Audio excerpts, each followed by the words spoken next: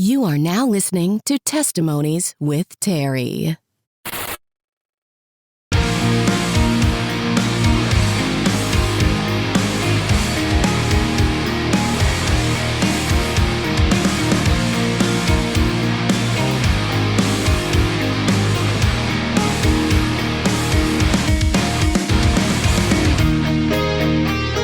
Hey, what's up, guys? Welcome to Testimonies with Terry.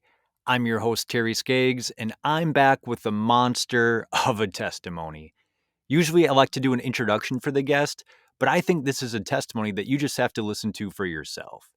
What I can say is in my years of doing marriage and family therapy, I have never seen a story of forgiveness and restoration in a blended family like the one that you're about to hear now. So sit back and buckle in because, ladies and gentlemen, this is Luke and Amy Wilson's testimony.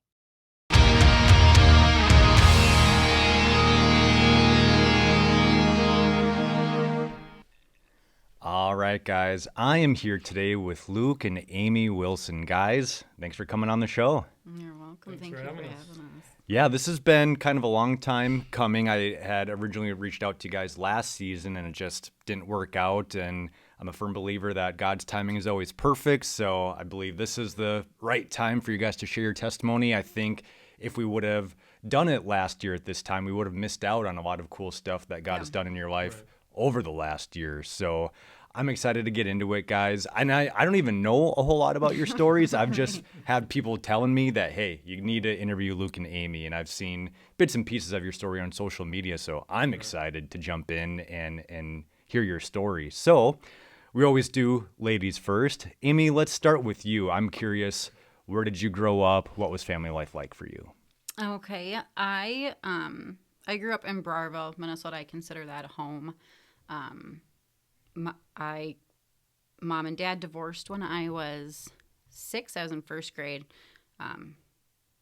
That was sad all in itself, remembering that memory. But I have 4 brothers and 2 sisters. I also lived in Canby. So I was back and forth between Canby, Minnesota, which is over by South Dakota, but Browerville is what I had always considered home. Gotcha. What was the reason for your parents' divorce? Oh, goodness.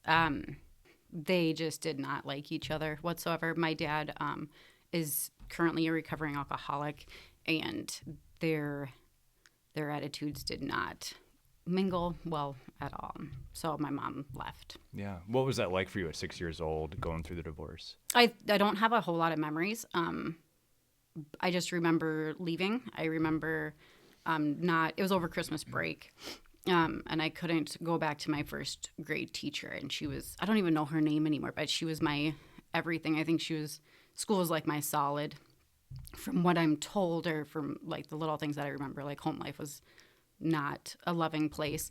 So I'm pretty sure that school was it was my home place. So I remember not being able to go back, and I had a best friend. And back then you didn't have cell phones, you didn't have computers. You had no way as an elementary school student to keep into contact with your friends. So knowing and hearing that we were never going to be going back was tough. But man, I can't even imagine 6 years old. Yeah, like you said, kind of your world being turned upside down like that. And so what did life look like after that? Your parents get divorced. Did you stay primarily with mom, primarily with dad? From what I remember, my mom took us girls. I was 6th in line. So my oldest brother he's exactly 10 years older than me. So he was 16, 17, getting ready to graduate. So I know him, and I think 2 of my other brothers stayed with my dad. And my mom took us 3 girls and 1 brother and moved in with her sister in Canby. And it was, I don't know how to say it without a swear word. It was a shit show. We lived there.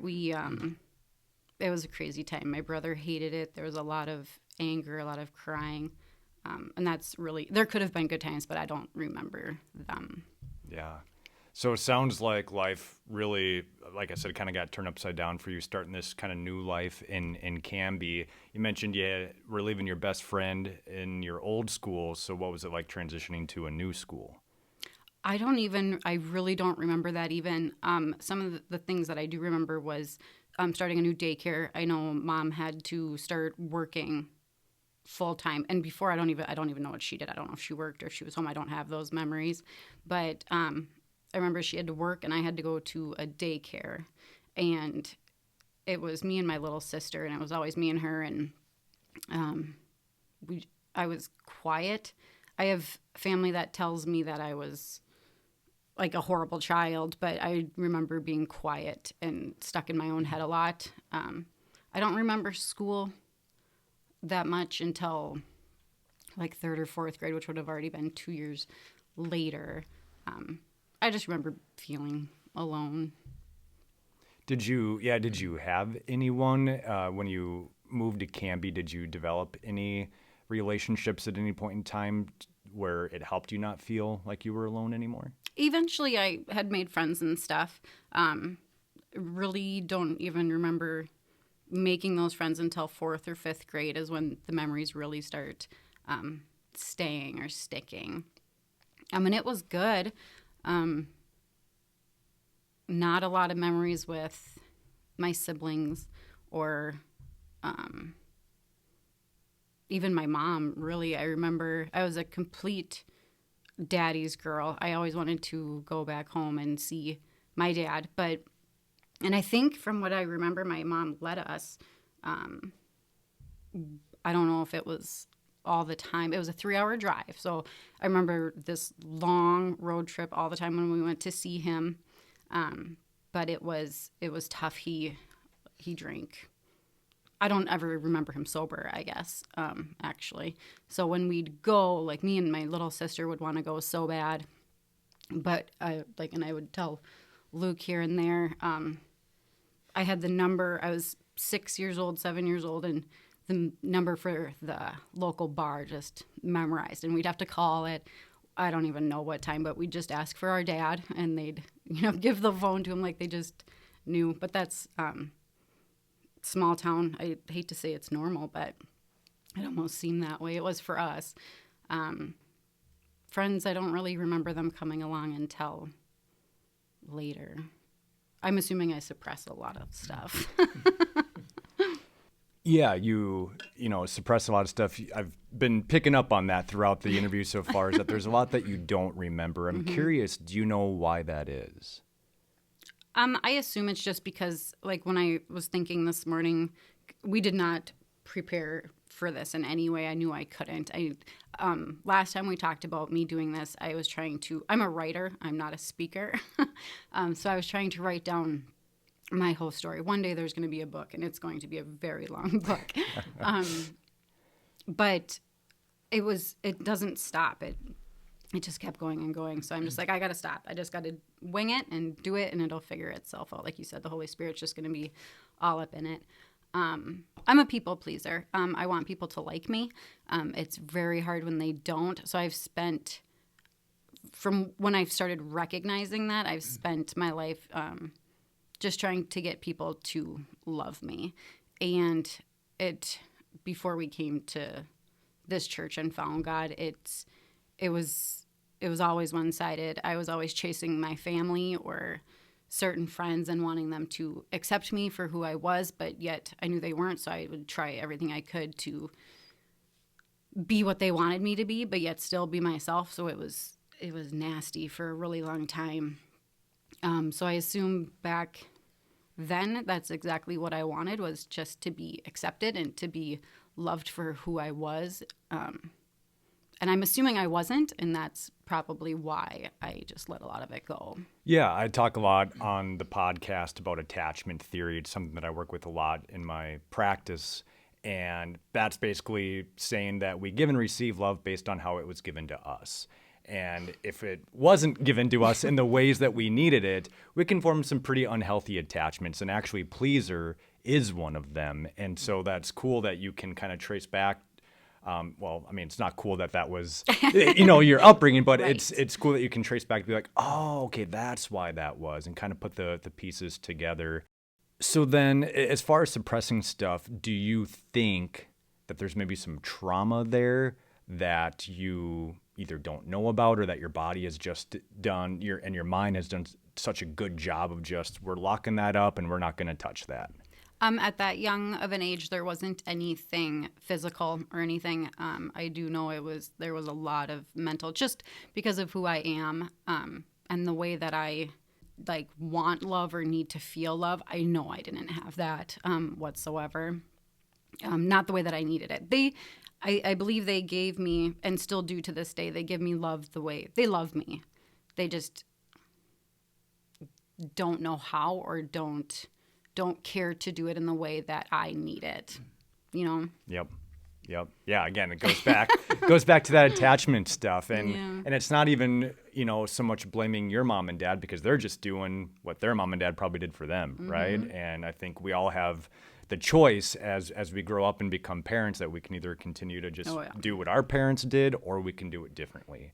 And so I'm sure we'll get into that later as far as how you guys parent your kids, because you got a boatload of them. So we'll get into that. But so I'm kind of getting this picture, Amy, that, man, here's this little girl whose world has been turned upside down, is desperately wanting love and affection and attention, and isn't getting it the way that you need it, especially from your dad. I mean, you got the bar number memorized because dad is spending most of his time there. How did that influence you as you got into like middle school years, as you got into those wonderful puberty years and dating and everything like that? How did the lack of affection from dad kind of translate into that area of your life? Oh, I was a mess. Like, insert Amy's teen years here. I was very independent. I thought I knew everything. I spent years in between mom and dad. I wouldn't and didn't want to have any sort of authority in my life. I was my authority. And anybody in my family will tell you that I was just a brat and did everything my own way. But I do, and I was. But I also bring it back to, I was a child who was a product of my environment. And had I been raised differently or had different parents, could it have been different? Yeah, I believed I definitely could have been a different human being. But would I take any of it back? Not in a second. It made me who I am, and I love my life so much and my experiences. But I think I started smoking cigarettes when I was 12. I did not get along with my mom at all. I don't have a lot of memories either there, and I assume that's because like every daughter wants their mother. They want a relationship where they can talk to them, and I don't know if my mom just worked a lot or what, but those memories are pretty much, I have some, but I don't have any where she was smiling. I'd never remember being hugged by either of my parents, or I love you for that matter. None of those. Meals I don't really remember. Bedtime stories I never, like things like that I never remember. So eventually I moved out of my mom's. I wanted to live with my dad so bad. I was daddy's girl. You would think that we would have had like an amazing relationship, but I actually don't even remember having conversations with my dad. So when I moved in with him, it was a do whatever you want type of thing. My dad was not parental in any sort of way. So I moved in with him. I didn't want rules. I assumed my mom had rules and my dad didn't. So at 12, my dad smoked and my dad drank and my dad drank coffee. And so the only way I could get my dad to engage with me and like notice me was to smoke a cigarette and to drink coffee or to drink beer. So I started waking up in the mornings and smoking cigarettes and drinking coffee. I didn't even like coffee, but my dad would talk to me when I did. So I'm like, okay, let's do this. And then, so that was like 12. And again, still back and forth between Canby and Broyville. I would think I had it all, and then I'm assuming fight with a friend or something, and then life would fall apart. So I'd move in with the other parent thinking that would be better. But ultimately, Broyville was pretty much my spot. Drinking probably started at 13 or 14, 13 I bet. I remember my first beer. My brother gave it to me, and we had a huge party. I didn't. I was like 13, super young. Me and my best friend would collect bottle caps at these parties. Like they were all my dad's parties with my brothers, my older brothers, and they were everything. The whole town would show up. We'd have ice cream buckets full of beer caps. We would try to sell lemonade at these keggers, and it never worked. And then we were like, we want a beer, and my brother gave us a beer, and he said, do not tell anybody, do not take another one. This is all you get. Whatever. And we tried it. We both went off in our own little corner. These are all 18-year-olds, and we're tiny little girls, and took a sip. It was absolutely disgusting. It was, I don't even know, probably Miller or something. And it was gross, and we dumped it out. And yeah, that memory sticks. And then that night went on, and we had one more beer that night, because we're like, we can do this. Everybody cool does this. Our families do this. We should do it too. It never stopped after that. We continued to try it until we liked it. Fake it till you make it, right? And then it spiraled from there. I think I was 13 or 14 when I lost my virginity, and then drugs started shortly thereafter, and it pretty much continued on that path until I was 18, probably. Yeah.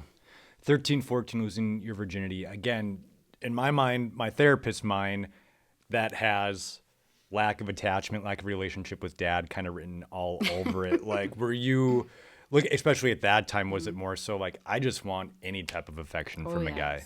Yeah. I wanted to be loved, and the only way that I knew I could do it, because it wasn't being done through my words or anything, so the only way I thought people would love me is if I did something that would make them happy. Yeah. So in doing that and throughout your teenage years, how did that affect how you viewed yourself? Oh, I was nothing. Yeah. There's really no other words for that one. I was just doing life. Mm-hmm. So self-esteem was not super great. Yeah. So then how did you deal with that? How did you cope with the low self-esteem? Is that where, hey, let's just continue to drink, let's continue to smoke, let's continue to have sex, maybe I'll eventually feel better doing that stuff? Or how did you cope? That's exactly it. I would go through spurts of wanting to be the best me that I could be. I ended up dropping out of high school. I barely went any of my 9th grade year. And then 10th grade, I don't remember going at all. And I was pretty much given the ultimatum, either leave or be expelled and just be done. The school was done with me. I had, we were just talking about this the other day, because he gets bits and pieces of my past since he came in so much later. But my probation officers were coming to school to meet with me because I couldn't get to the meetings. I was in a lot of trouble. Like I said, authority was nothing to me. I've sat in jail at 16. They were trying anything to straighten me out, and it wasn't going to happen. But so I dropped out. I would go through spurts of, my work ethic has always been the one constant in my life. I've always had amazing work ethic. I think it probably comes back to just wanting to make people proud. And those people didn't know me. So I got to start a whole new clean slate at every job that I've had. I've worked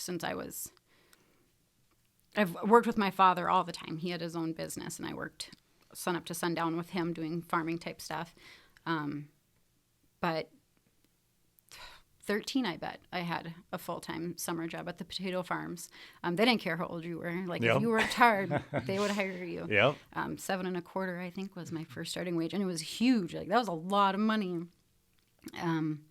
But I think I was 15 or 16, maybe 16, when I was legit renting on my own, mind you, it was in a house with like 6 other people my age, and we all didn't have our parents around, and we were all doing lots of drugs and drinking. But I had a full-time job. I had no car. I had a couple DWIs, and I didn't have a license. I didn't have a car. I remember, like, I was a bad person, but I was a good person. I would wake up at 4 a.m. when I had to work a 5 a.m. shift, and I'd walk all the way across town, like a mile and a half, and with tennis shoes on in freezing cold blizzards, but I'd get to work because I had to be to work. Yeah, crazy times. Yeah, man. Wow, teenage years were a crap show to use your words. Crap, that I could have just said that. Wow. So at 16, you're renting on your own. You're pretty much adulting at that time.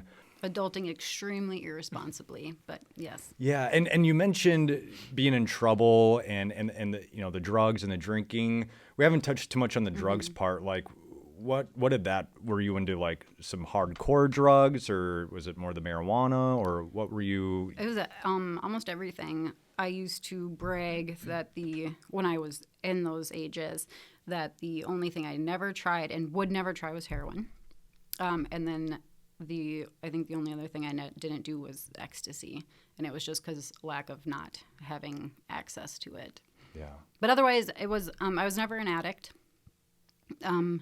And I know addicts, the word is different for everybody, but for me, an addict is, you can't get enough of it. You can't get away from it. You would do anything for it. That was never me. I was completely recreational. I wanted an escape. If all my friends were doing it, I wanted to do it. Peer pressure was never a thing for me. I don't ever remember being peer pressured to do anything. It was just there, and why not? Yeah, like you said, it was an escape from just all the crap going on in your life. So you're working full-time jobs at 16. Where does life kind of take you after that? 16, 17, 18, people typically graduate school. You dropped out of school. So what did life look like? Yep. So there was still a few crappy years in there.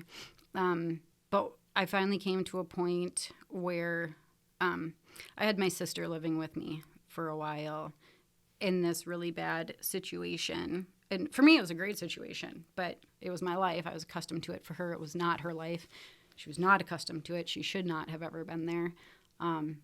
But she was, and I think she was getting ready for school one morning, and she walked in on some of my friends snorting a line, and she was little. She was like 14 maybe, and like it was over. It was like, what is going on here, and why are you here? Like, why do I have you in my life right now? Because this is not a life that anybody should have. We were all just trying to figure it out.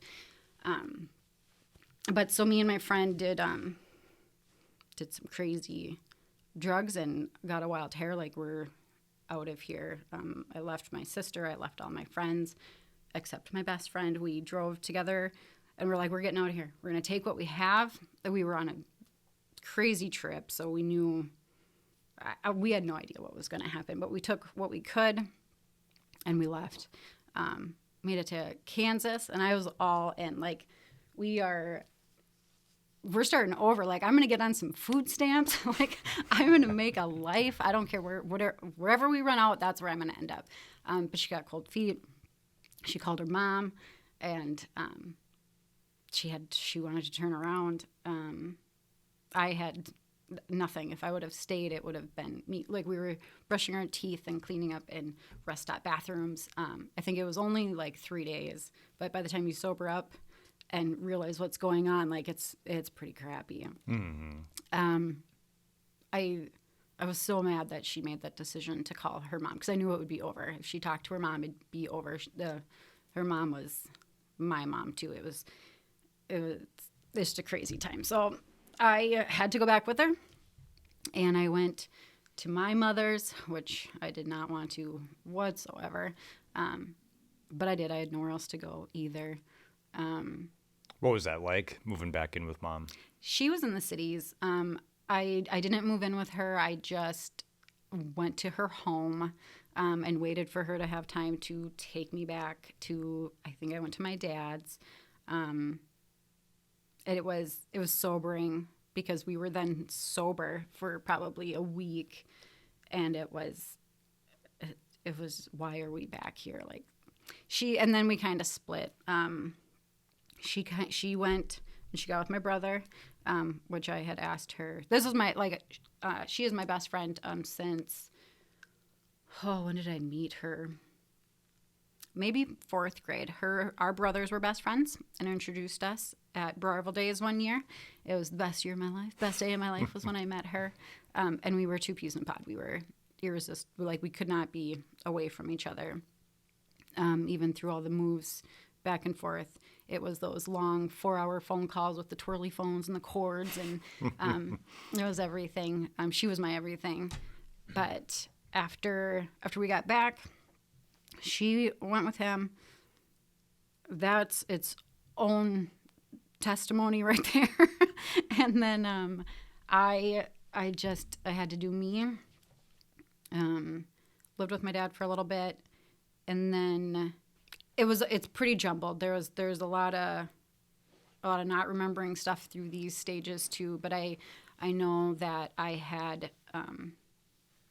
When I was 17, I had a pending court case for my 2nd and 3rd DWI. It was a double.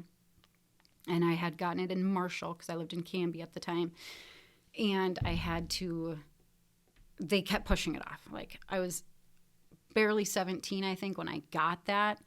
And they pushed it until I was 18 before they finally sentenced me. And I knew they did it on purpose because then they could, like, force me to be in jail. Yeah, try you as an adult. Yeah. So that was completely eye-opening. So I was in Marshall.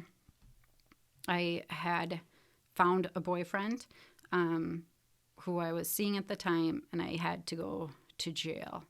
I was a 30-day sentence, just right there in Marshall. The longest I had sat in jail before was 3 days, and I was an extreme minor then. Still don't know how you can put a 14-year-old or a 15-year-old in jail for 3 days, but they did. And God bless them, like, for trying. But it was the worst. Like, I hate even thinking. Jail is bad. Like, and I was pretty hardcore, but jail kind of broke me bad.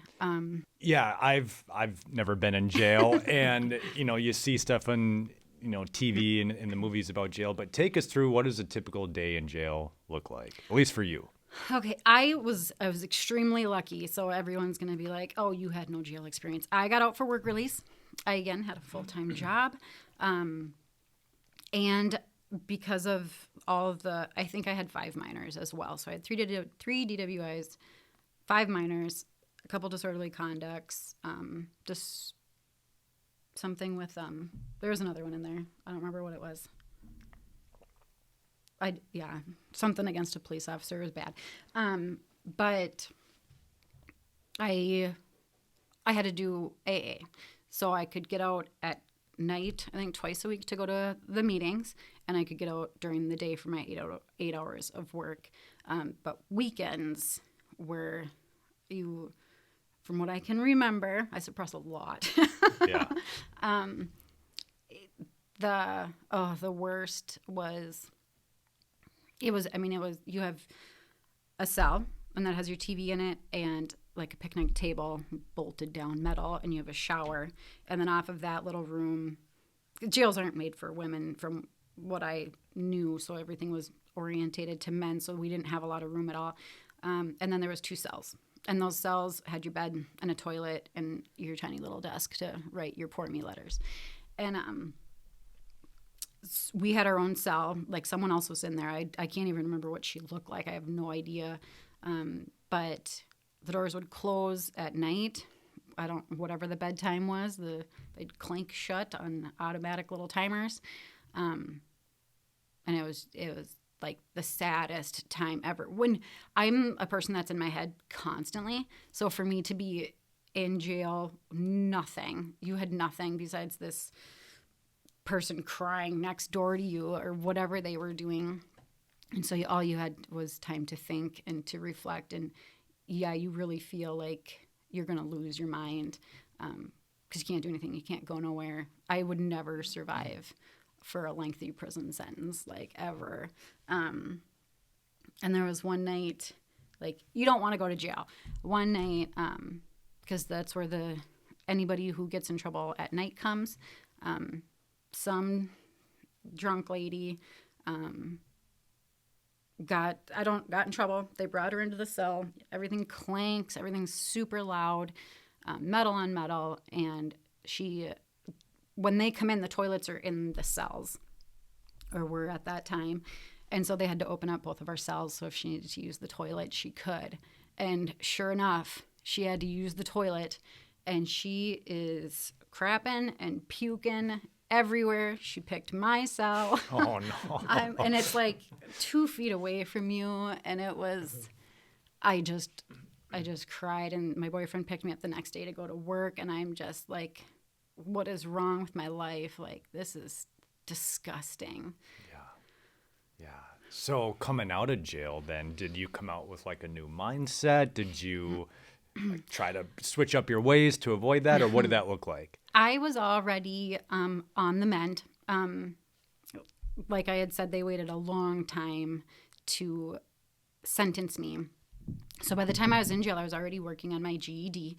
I moved to Marshall. I got away from the things that I knew. I was slowly quitting doing drugs. They weren't appealing to me anymore. I still drank quite a bit, but it was just because I had nothing else going for me.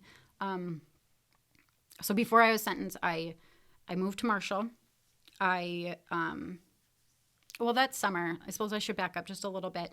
The summer before I was sentenced, my 18th birthday, I moved to Marshall. I got a job at Hyral. It was a manufacturing company, making like pacemakers and like really important stuff. And I loved it. The guy knew I didn't have a job. He knew I didn't have a car. The hiring manager guy. My sister had worked for that company, so I'm thinking that she had given me a good word when I moved there. But so in the interview, I had stated that, like, I'm going to need a ride. If I don't have a ride, I'll still come. Like, I need this job. I want this job. But it would have been like a 5-mile walk, every single day in Minnesota weather. Mm-hmm. I would have done it, though.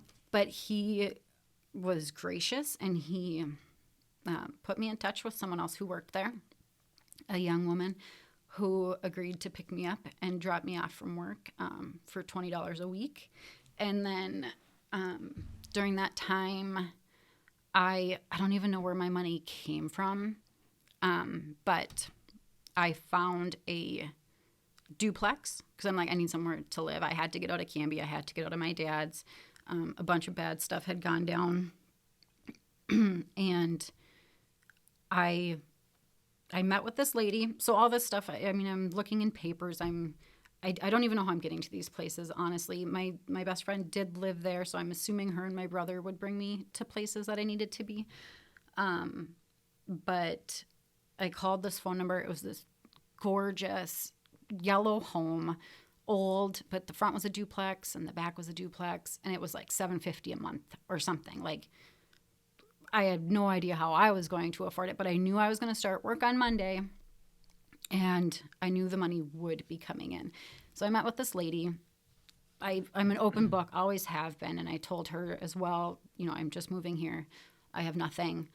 If you would allow me to make payments every 2 weeks, like, I will literally just hand you my paycheck. Like, I can do this. I know I can.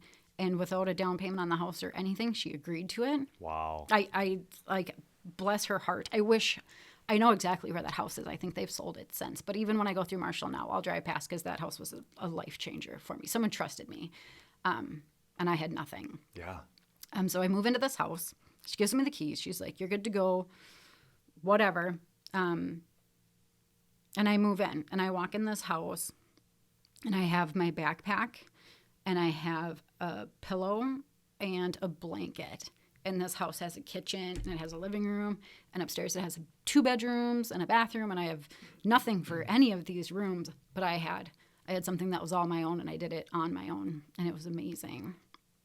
And I had a cell phone, because you don't need milk, you need a cell phone. And I Priorities. Yes, priority, exactly. And I had a pack of cigarettes. And that's all I needed. I needed my phone and my cigarettes. Wow. And then, so then I had that when I went by the time I was in jail, I was already living several months as an adult. I was adulting, and I thought I was doing it very well, which is another reason that I think jail weighed on me that much more. I was already getting out of that stage, and they were going to, like, throw me back into it. Like, no, I'm okay now, but there was nothing I could do about it, and I knew that. So you got this house, you're out of jail, you got this house, you got this boyfriend. What happens next? We did life. He was in college in Marshall. So I pretty much, from day one, I thought I had it made. From what I had come from to dating a guy that was in college, a 4-year college nonetheless, was absolutely insane. I pretty much thought I had hit the jackpot. I worked 2 jobs. I had my full-time job still at the manufacturing company. And then I got a part-time job working at Subway. So I was working anywhere from 8 to 16 hours a day. Really long days, but it was the stage of life that I was in. I had to keep busy, and I had to prove. I had my first car. I got my license back when I was 18, so I bought my first car all on my own. Payments were like $95 a month. It was insane. It was a good check to write, but it still hurt. But yeah, so we bounced between a couple houses. We moved in together. He pretty much moved in right away to that one house. And then that's when, like, my table came, and then I had a bed, and, like, all of a sudden I had everything I ever needed. Yeah. And that was probably until I think we were 20. So I think we were there for 2 years. I hit a massive depression stage. I literally had to go to the doctor and everything and get put on medication. I could work, and that was about all that I could do. Everything else was extremely depressing. I had no idea what was going on in my life. And yeah, so I got on some meds. I figured it out. But we ultimately made the decision that we needed to move and just start fresh somewhere else. Okay. And you're not able to identify what was causing the depression in your life at that time? I'm pretty sure I know what it was. Okay.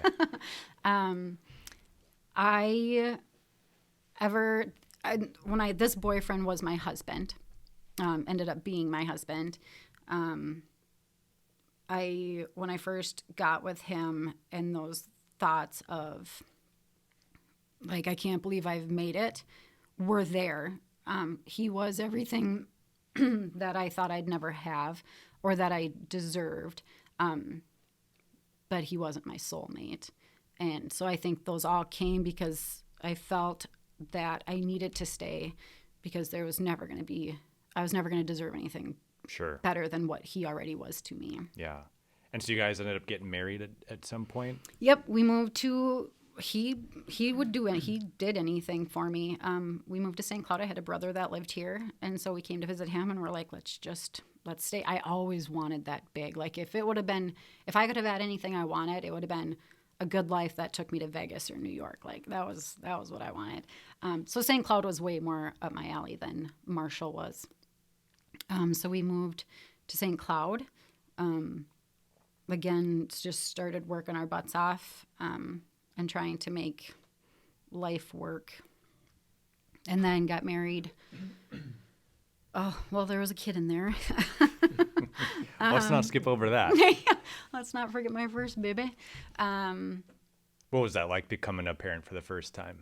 I always knew somehow, somewhere deep inside me, I was meant to be a mom and a wife. That was just, I didn't believe in God or anything. So at that time, it was just a feeling. Like, I knew I was supposed to be a mom. And now I recognize it as my purpose. But Yeah, it was pretty much right when we got to St. Cloud, we got pregnant. I was extremely excited, but it was also extremely nerve-wracking. We didn't have our life together. We were two people that worked continuously, and we spent way over our means, which I assume attributes to not being happy. Just trying to find other things that would make us happy. So we could never get ahead. And I was starting college. So I was working overnights. I was pregnant. I was just trying to start college, which I never in my wildest dreams thought would ever be a thing. Yeah. So it was a lot, but I never regretted that. I remember going to the doctor, and that was like pretty much the first pregnancy test I ever really took that I thought like, oh my goodness, I might actually be pregnant right now. And it wasn't anything that we knew what could happen. We knew what happens when you do that. Like babies can happen, duh. So we go to the doctor and he's like, yep, you're pregnant. I'm like, oh my God, what are we going to do? And he's like, well, if you would like to have an abortion. I'm like, what? Like, what? Is this seriously what you tell people? Like, I'm just shocked that I'm 21 and pregnant. Like, no, I am not going to abort my baby, you crazy man. But it was good. It was exciting. It was nerve-wracking, but exciting. Yeah. And who's your firstborn? Connor. Connor will be 15 in 2 days. Wow. Yeah. I'm super proud of that young man. Yeah. I'm sure his life at 15 years old is a lot different than your life was at 15 years old, huh? Oh my goodness. His and my nieces and my nephews, like all of them, and I've always said that I would be open with all the kids, and they catch glimpses here and there. Like if they say something about jail or something, I'll be like, oh, you don't want to go there. And they'll be like, why? And it's like, never mind. We're not there yet. Yeah. Yeah, right. They won't listen to this until they're like 30. But very, very different lifestyles. When I think of what I was doing at 15 and then I see my son, or even we have two 12-year-olds, if I ever saw one of those two crack open a beer, I'd be cracking them upside the head. Yeah, it's scary to think about it. Yeah. And you mentioned you were going to college. What did you go to college for? I went to St. Cloud Community and Technical College. Loved it. It was the best adulting part of my life. I went for legal administrative secretary. I graduated. Made some good friends along the way. Connor was in daycare. I did all the things. Yeah. That's a big accomplishment. It was coming huge. from the life that you grew up in to now being a college graduate. That's a big deal. Yeah. Part of the one thing that I didn't want to go to college for is I knew you had to intern. And never in a million years did I think I was good enough for an office job or to wear like good clothes. I was a potato farmer. My dad had what is it called? Custom lagoon hauling or something. It's pumping. Like that's what we did. So that was my life, and manufacturing was my life. I never believed I would be doing anything better than that. So when I had to do an internship for the degree, and actually before the internship, I think you could get credits, or I can't remember the program, work study. It was a work study program. And I'm like, well, this is never going to be anything. But Catholic Charities was hiring for a secretary. I don't know if that type of stuff is paid or not. But they hired me. And all of a sudden, I was this, human that wasn't worth anything. And I was working in an office for Catholic Charities. So even though you didn't believe in God at that time, God was already putting glimpses into your life of, hey, like, I have more for you than you think that you deserve. Oh, yeah. Yeah, it's crazy looking back. Because I remember during that time I was actually telling people I was atheist. I'm like, there's nothing to this. Like, this just sounds crazy. And going off of that, I was never in church as a child.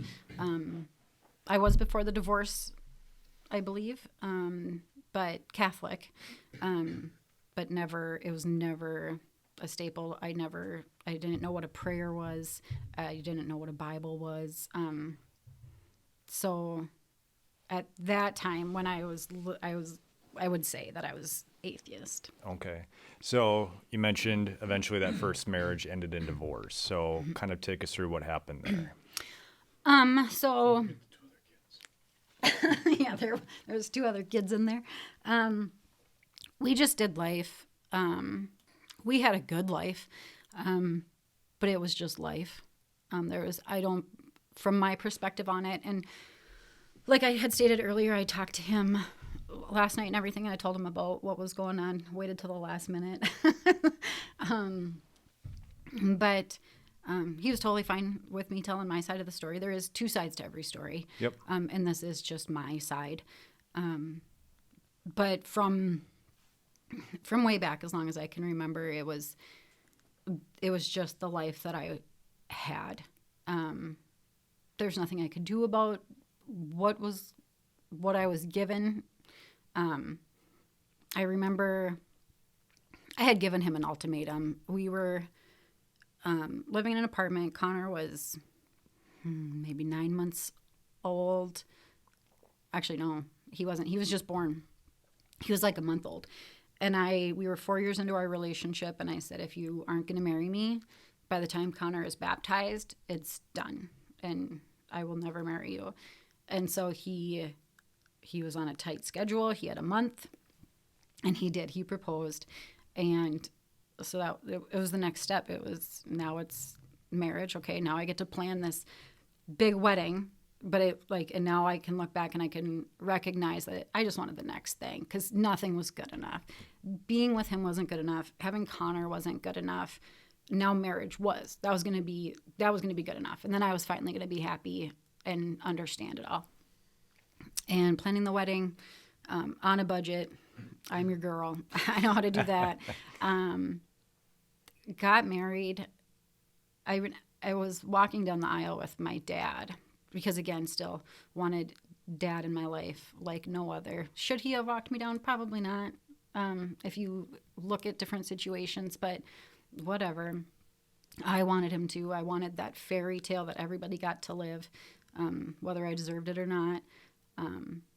But walking down the aisle, I didn't smile. I was scared. Like, why? Why? Just because it's the next thing? Is that what's going on? And I remember Dad nudged me or something because he's the funny guy. He probably had several drinks before even walking me down the aisle. But he had said something, and I just told him to shut up because I knew I shouldn't have been walking down that aisle. He deserved better. I didn't think I did, but I thought he did. I knew. But he knew as well. I also want to say that never once was there a day that he did not know how I felt. He knew I struggled. He knew I was insecure. He knew I questioned why we were together and what our future looked like. We were in a church wedding, but we did like the 1 or 2 classes that you have to do or whatever. And the one thing that I remember was your love language. And that was the first time I had ever heard of this love language thing. And when we had to realize each other's, I didn't care what his was. Like, it didn't make me want to try to love him more. And it was super sad. So then how long did the marriage last? We were together for 9 years. 9 years. Married 9, together for 14, I believe. Okay. And so when it ended, how was that for you? Like you said, it just kind of seemed the next logical thing that, hey, this is going to make me happy. This is just what I have to do. But deep down, just there was that emptiness that was never getting filled and probably didn't get filled until you came to faith in Christ. So what was that like for you getting a divorce? It actually, we did that final, life just was never happy. So we took a final leap and bought our dream home, completely out of our price range, completely irresponsible. We had 3 children. and bought this ginormous home out in the country. We had to pack up the kids and move them to a different school. But I thought it was going to be the answer. We got out there, and I'm like, okay, if we're here, I can't leave. And it was always like when we had our second child, well, now we have a second child, I can't leave. And then we had a third child, and I'm like, well, we have a third child, I can't leave. Like, this is these children's lives. Like, and I knew what it was like to divorce, and I never wanted to do that to my children. So when we got this house, because I'm like, that'll make me happy. Like, I'll have the house of my dreams. Like, this will be great. It didn't work. Don't ever think that just because it's bigger and better, it's going to be better. It's not. Amen. Find Jesus first. But he, it was this, we moved in there in the wintertime. That spring I had found, even though I did not love him like a wife should have, he was my best friend. But he was not like, I was not in love with him like a wife should be. But that spring I found messages on his phone, between him and another woman. And it was like right after I had sent him messages of the same sort. And it was devastating because now all of a sudden I wasn't good enough for him. And I had never thought about that. It was always that he wasn't good enough for me. So it was an eye-opening experience. It sucked bad. But it was also great because now I have leverage. I needed leverage. I could not leave him just to leave him. I thought that would have been the thing I could have done to my family and to my children, and to him. He gave me 14 years, but I told him that I seen it. I said, this is it. This is your last chance. We're not happy, whatever. So we did that next year, pins and needles. And then the following year, almost the exact same time, I found messages again. And I'm like, well, I got to keep my word. Like, I'm not a liar. I can't nothing's gotten better. I was extremely scared to leave because, again, I wasn't deserving of anything else. I knew I was supposed to be a wife, and I knew I was supposed to be a mother. So if I leave him, ain't nobody nowhere going to be getting messed up with a divorced mother of 3. Like, yeah, right. So I was extremely scared I was never going to find that happily ever after. I was never going to be deserving of finding anything. But he did it again. I said, this is it. Because literally I knew then at that point that if I didn't leave, it was going to continue to happen. And that would have been, what was I showing my daughter? Like, that, yeah, it's okay. Just be with someone, whether you love them or not, or whether they love you or not. Just, do it because you said you were gonna. That wasn't cool. I didn't want a life like that for her. So we decided then that it was over. We still lived together. We spent that summer together. We did things with the kids. We went on family vacations. And we just were. We didn't have anything figured out yet, but we knew it was over. My birthday came around, and it was on my birthday that year that I had a peace wash over me that was, right now, looking back, I can totally acknowledge that I had a Holy Spirit moment, and I was just clean. I was just done. I was exhausted. But I felt really good. And I told him that night that it was over and we were going to file paperwork. So we did. He had a work trip that he left on for a month, and I started the paperwork. All right. So signed the papers, got divorced. I think this is a good time to now switch over to Luke's side of the story here. So Luke, let's go through your testimony here. Again, kind of the same questions. Where did you grow up, and what was family life like for you? I grew up in a small town, kind of down by Marshall as well. It was called Hazel Run. We lived out in the country. Grew up there till probably 6th grade, which was great. I had friends over, lived in the country. My grandma and grandpa lived a quarter mile down the road. My dad was never really around because he was working a lot, so my grandpa was kind of my, second dad.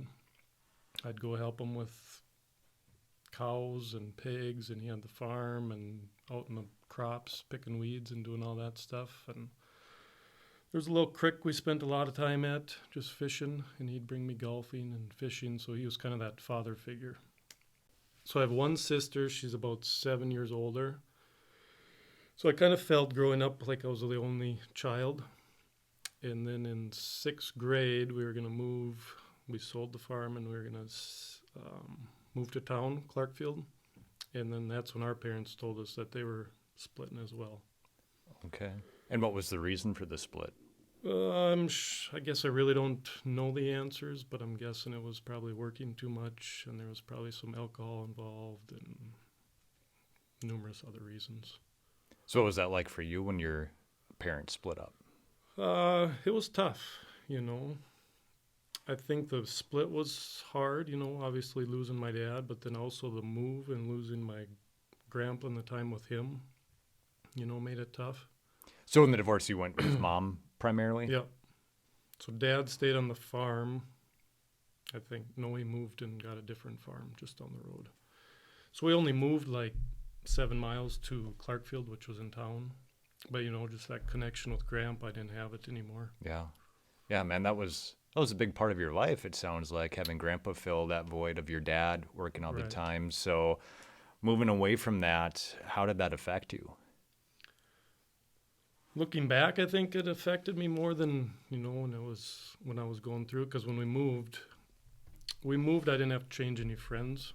I just moved to a different town out of the country, but I still had the same group of friends from elementary school and that. Mm-hmm. Did any father figures come into your life, or were you without that? It wasn't for probably 5 or 6 years, maybe, that my mom started dating a different guy. Okay. And I'd drop in and see my dad every now and then, but, it was once every couple, 2-3 months maybe, if I remember right. Did the relationship with dad ever become closer? Did it ever get to the point that maybe you always wanted it to be? It probably wasn't till I was maybe a junior in high school. Okay. I would think it's a lot closer now than it's ever been. Awesome. Praise God. Yep. Praise God. What was school like for you? School was good. Elementary was good. It was a small town. There was, all we did was run around town and play baseball and night games. And, Mom just kind of said, well, be home at dark. And we'd get home at 10 or 11. But she really never said anything. We weren't into real trouble. We did our fair share of mischief. Night games and snowballs at cars and, knocking on people's doors and burning the dog poop on people's doorsteps. And, it was just good small town fun. Yeah. There was never really any harm involved. Yeah. So, like you were kind of joking earlier, completely different lifestyle than you, Amy, growing up. The one commonality, obviously, is your parents also divorced as well.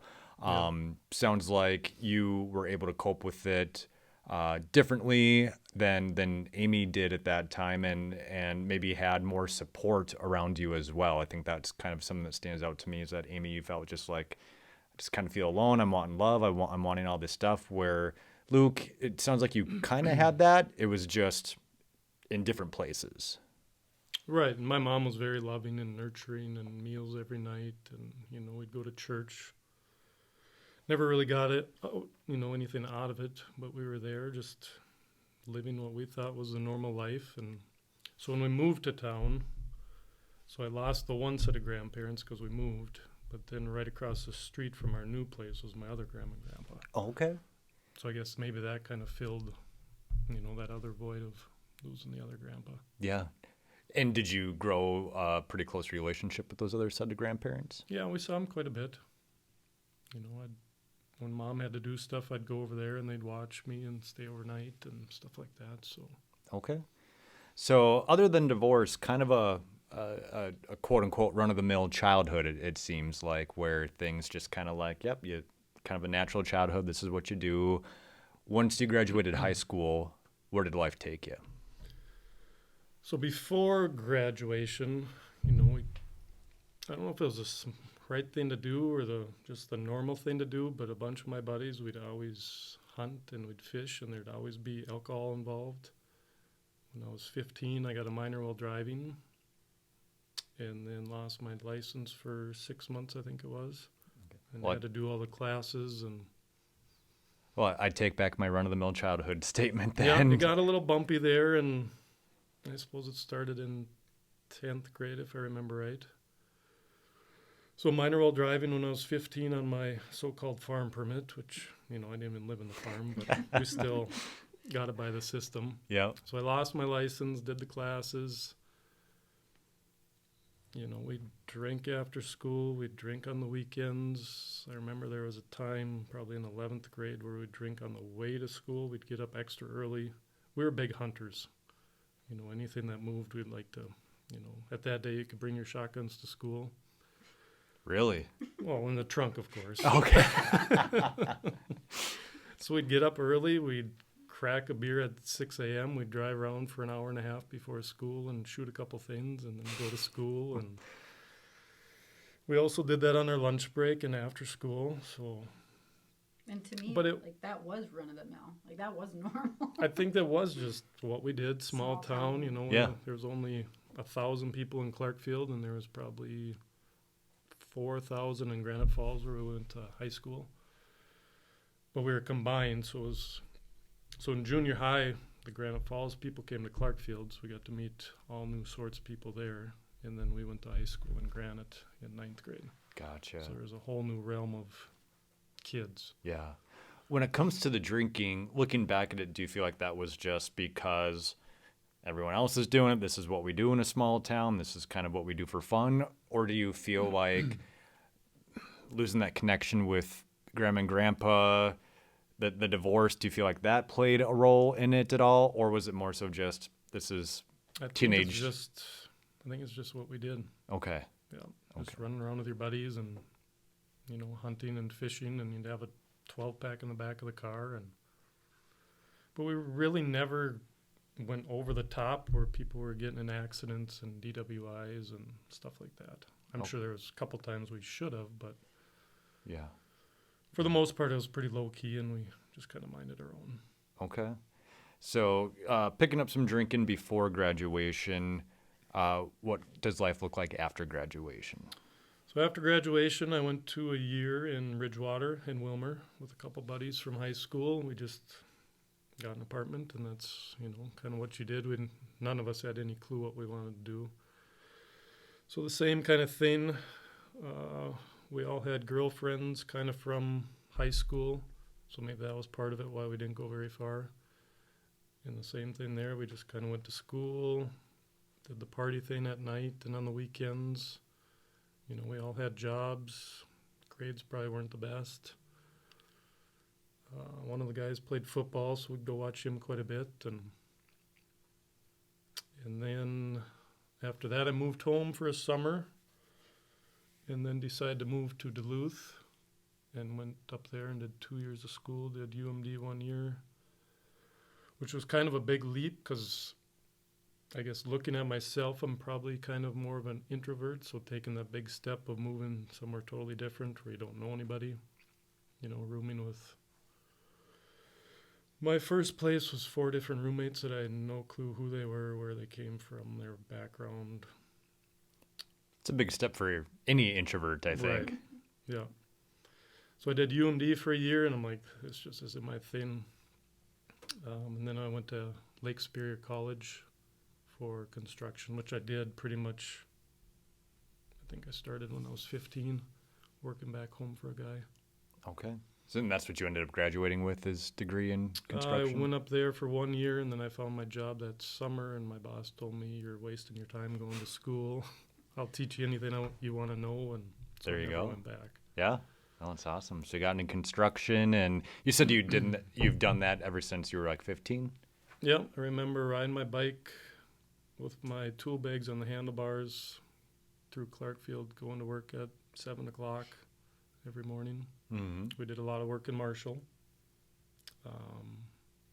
And before that, I remember mowing probably 10 to 12 yards a summer in a couple cemeteries. My mom would take me out and help me load the mower on the trailer and try to back it up, and it was a crapshoot. But we did it, and we made money, and it was, I think that's where I got my good work ethic. Yeah, something that, stands out, for the both of you guys is just that strong work ethic that you guys both have. So you get into construction, kind of start adulting. Who needs college? I can just teach you everything on the job. And hey, I think that's awesome. So then what does life look like for you after that? So during that time, I should backtrack a little bit. I started dating a girl like the end of my senior year. So I did college and then moved to Duluth, and then she graduated 2 years after, so she followed me. After that, she went to a couple of years of school, and then, we got married a couple of years after in 2004. Yeah, 2004 we got married, and we were just doing life too. Both had jobs and working hard and saving up, and we had a daughter in 2008. So we had her and then Cora a couple of years after, and we, just doing life. And we built a couple houses, and lived them in a couple of years and sell them, which I'm sure was stressful at the time. Sure. Moving and packing up every 2 years. Especially with two little ones. Right. 2 babies and, working 24/7 pretty much. And at that point in time, did you kind of feel like things were out of balance? That, man, I'm just working all the time here. I'm not spending as much time with the family as I want. Or was it just kind of normal for you that, hey, this is just how I've always kind of done things? At the time, it probably was just kind of, this is what we're going to do. We're going to make some extra money, try to get ahead in life. But on the flip side of it, I can see where it's very stressful. 2 little kids and trying to work 7 to 5 and then work nights and weekends to try to do your own thing. Yeah. How did that affect the marriage? The first couple houses were fine, but then towards the end, I don't know if it was that. Obviously, all marriages have different problems. So it was probably just an array of things that kind of spiraled downhill. Okay. How long did the first marriage last? So we were married in 2004, and then towards the end of the days in Duluth, which was like 2016, that's when we, probably the last 4 years looking back at it, I can kind of tell there was some alcohol problems and some medication abuse. Just kind of those last 4 or 5 years, it just kind of got worse and worse and worse. And then I think we were kind of on our last straw too and said, well, what are we going to do? We kind of need to change. Maybe we should uproot and move somewhere else. And that's when we moved to Cold Spring in 2016. And I knew moving here would either make or break us. And it did break us, and things went south, and the alcohol and the drug abuse got worse and worse and worse, and there was some cheating going on that I found out about, and it just kind of spiraled after that. Mm-hmm. And the drug abuse and the pill abuse, that was on her part doing that? Yeah. Okay. Yeah. What was that like for you? I think this is an interesting dynamic, talking to someone who wasn't struggling with that, but living with someone and being married to someone who was. So what was that like from your perspective, having your spouse struggle with some just challenges? It's a challenge, you want, everything for that person and to see them come out of that. But those drugs, they just mess with your mind so bad that they don't see anything but that problem, and they want more and more and more, and it's a challenge.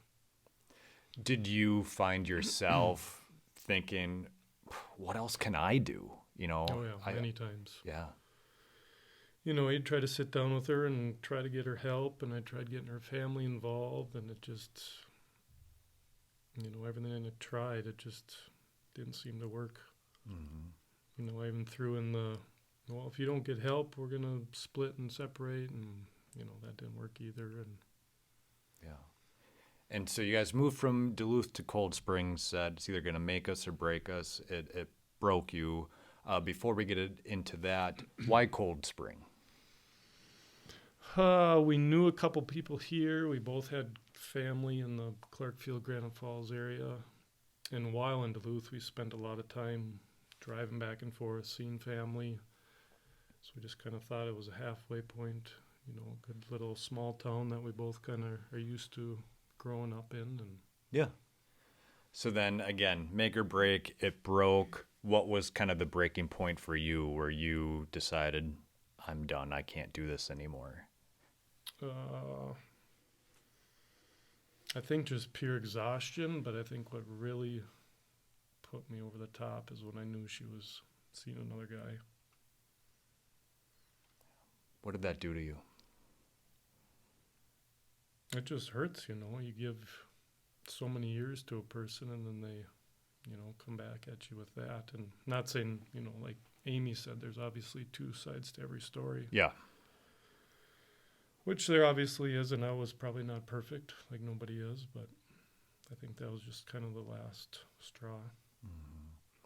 And so getting divorced, when that was done and finalized, what was going through your mind? How did you feel? It wasn't easy because she pretty much moved out, so then I had two girls to raise on my own. And then moving here, we were going to start up our own construction company. You know, so that took every single hour of my day, and then trying to raise the girls and fighting with her because it was a mess. It was a real battle. There was many nights I'd lay awake just worrying about what tomorrow would bring or when the girls were gone. You know, just making sure they were safe, and there was a lot of worry. Yeah. And you said that you grew up in the church, but you didn't really get a whole lot out of it. And is that kind of how things were the rest of your life up to this point?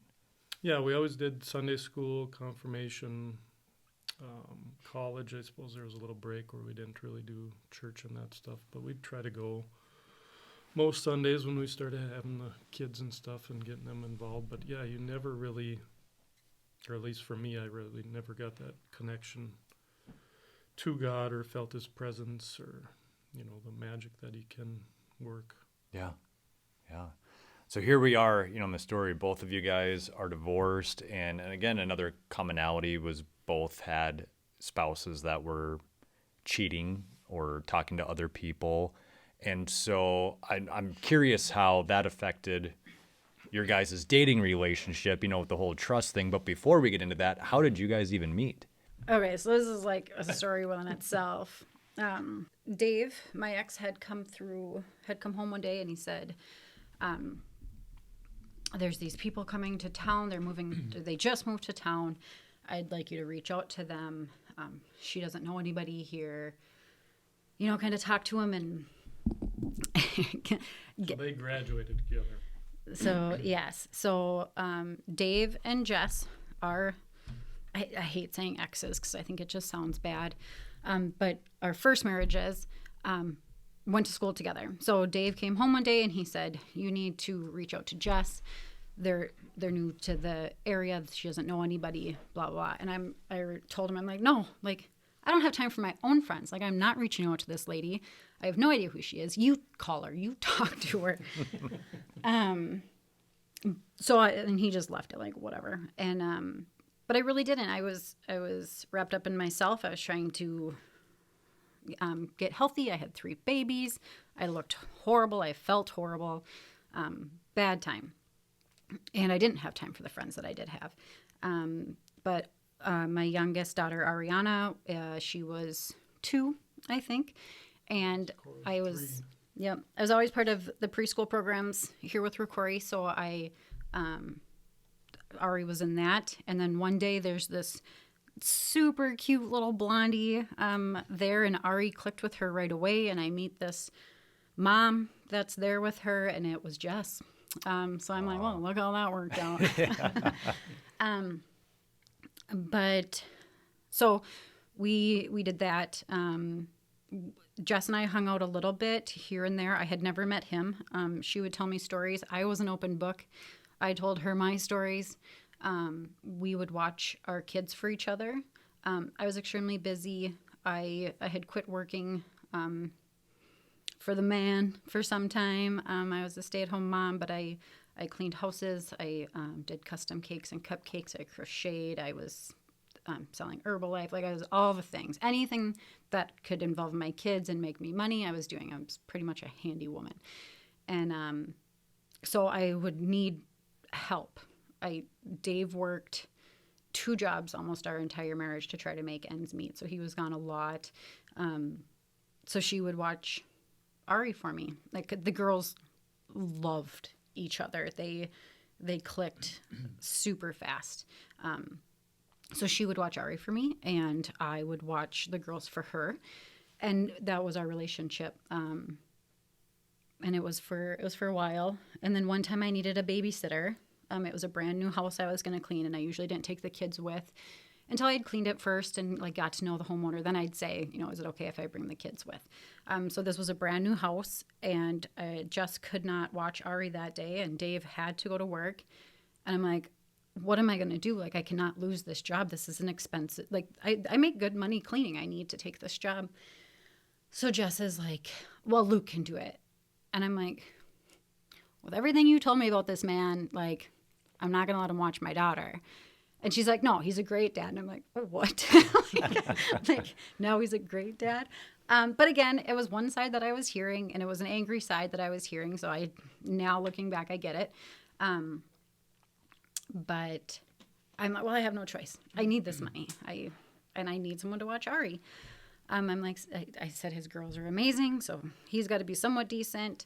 So I'm like, are you sure? And she's like, yes. You watch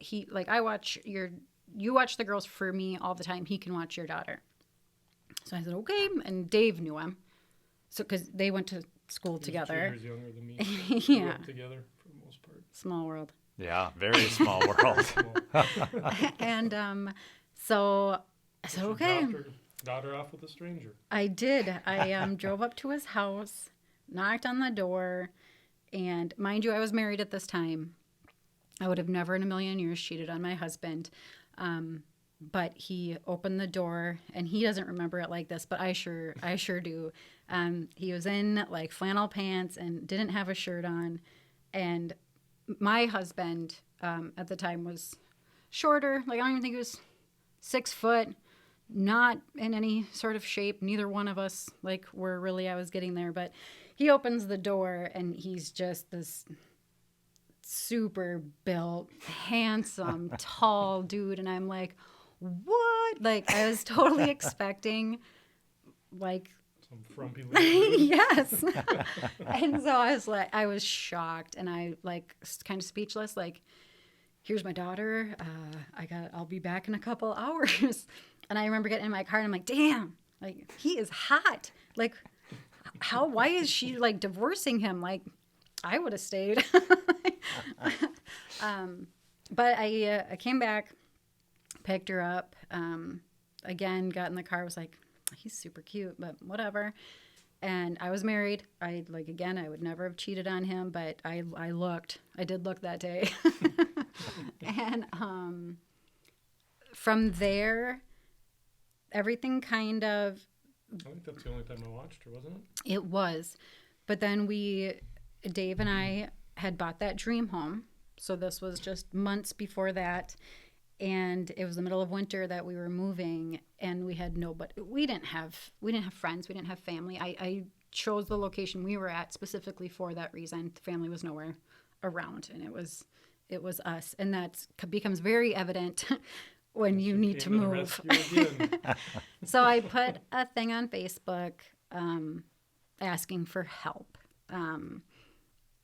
We just needed help. There was heavy things, and it was literally the coldest winter we had ever had in Minnesota.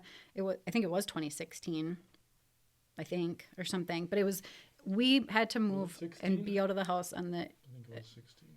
Yeah, on the very coldest day of the year in December. And so I put on there, if anybody has any free time, we would love your help. And guess who answered that message? So he's like, yeah, I can come help. And I'm like, oh my goodness, I'm going to see this like super cute dude again.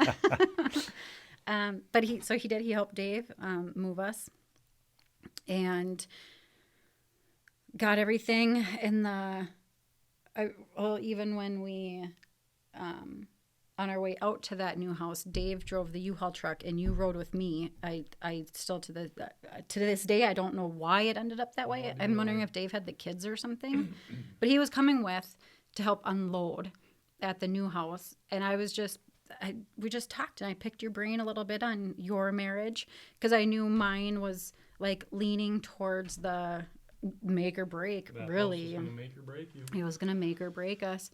So I'm like, how's it looking? Like, stay married for a little while. Let's see how this pans out.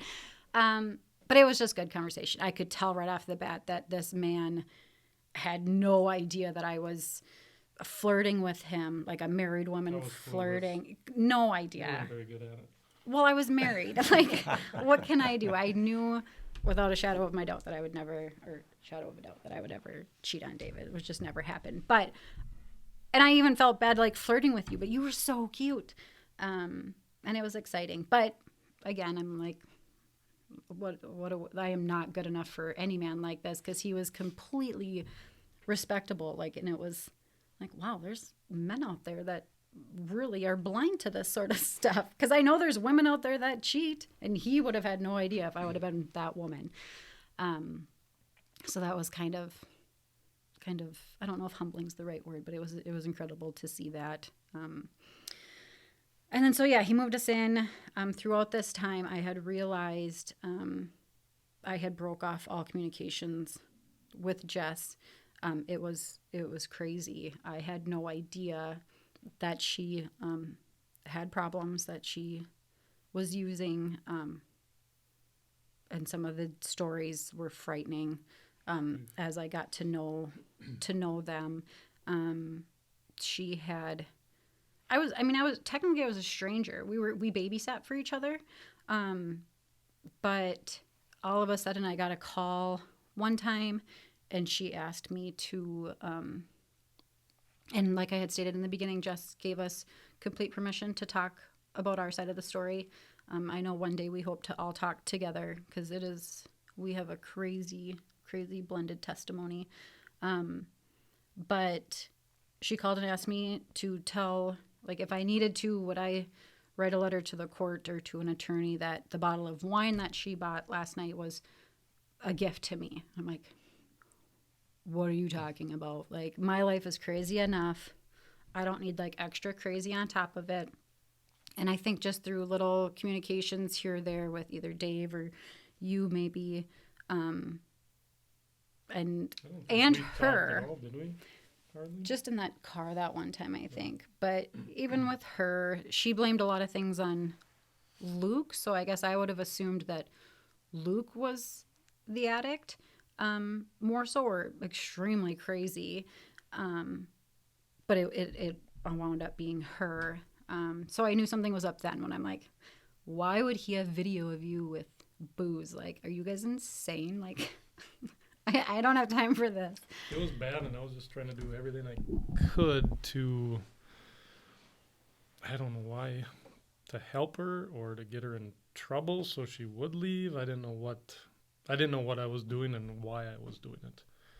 Just trying to get any evidence to show her that, hey, you need help, or to get stuff at her where she'd be pissed and then she'd want to leave. I didn't know what I was doing. It was just kind of a desperate measure. It was a desperate measure at a desperate time, and I was just kind of going with whatever thing I was after. Yeah, because at that time you guys were just going through the stages, I think, of your divorce. Right. But then there was another one that came up with, she had come over with the girls to watch a movie one night, and she came with this guy. And I wasn't in any stage of my life where, like, drugs and alcohol were a thing for me. Like, I can remember getting high and thinking, like, whatever. One day it's going to be fun again. My porch swing grandma days, getting high, whatever. But this guy was weird. Like I didn't know people that did drugs anymore at this point in my life. I wasn't around it. And this guy was weird. I knew she was drinking a lot. But I mean, these girls are amazing and absolutely the best thing that ever happened to all three of us. But when she had called like 2 or 3 times and was like, what do you think? What do you think? And I'm like, why do you care what I think? And I knew it was done then. I told her I thought he was ridiculous and not appropriate. And we pretty much never spoke again then, which I was not even the least bit upset about. I'm like, okay, whatever. We're not even there anymore. The girls will, whatever. I knew Luke's number if I wanted them to hang out. After all that crazy, that was about the time then that Dave and I knew it was over. I don't think I had really seen you again after you helped us move. Came and cleaned my house. Oh, yes. One time. Oh. She had to pay back for moving. That was like the worst thing I did during my marriage, was that I told Luke that for helping us move, I would clean his house. And it literally was in an effort to see him again. So I guess that was like the one really bad thing I did during my marriage while I was still married to him. Was that because deep down inside it was just because I wanted to see him again. So I did. I cleaned his house, but he was a bachelor. That place was nasty. Oh, it was. It was. I was like up on like the ceiling was all dusty. You know those split level houses where the stove, you had a gas stove, so the ceiling was disgusting. And I mean, I was there forever cleaning. But I remember he had the girls there. He was waking them up for school, and Cora was not. I don't know if it was Cora or if it was Addie, but they weren't cooperating. Needless to say, I find out years later that it's because, or a year later, he likes to wake them up 5 minutes before they have to be out the door. And like, so it was like typical single dad, but what I was seeing was a dad that wasn't rolling out of bed with a bottle alongside him. It was a dad that went to bed late because he had to put his daughters to bed, and now he has to wake them up at 6 a.m. to take them to preschool. It was crazy to watch a dad take care of his kids. And not to say Dave didn't. This was just different. But yeah, she wasn't cooperating, and he's like, are you good? I'm like, I'm good. Yeah, I'll just clean. Like, goodbye. And I did. And then I got to see him, and I'm like, a little eye candy for the morning. Yes, I'm married, but whatever. I didn't touch. And didn't do nothing wrong. And he left, and I cleaned, and then it was done. And then nothing happened. Like I probably didn't see you. We went on to our Grove City life, and we're living in this big, beautiful home.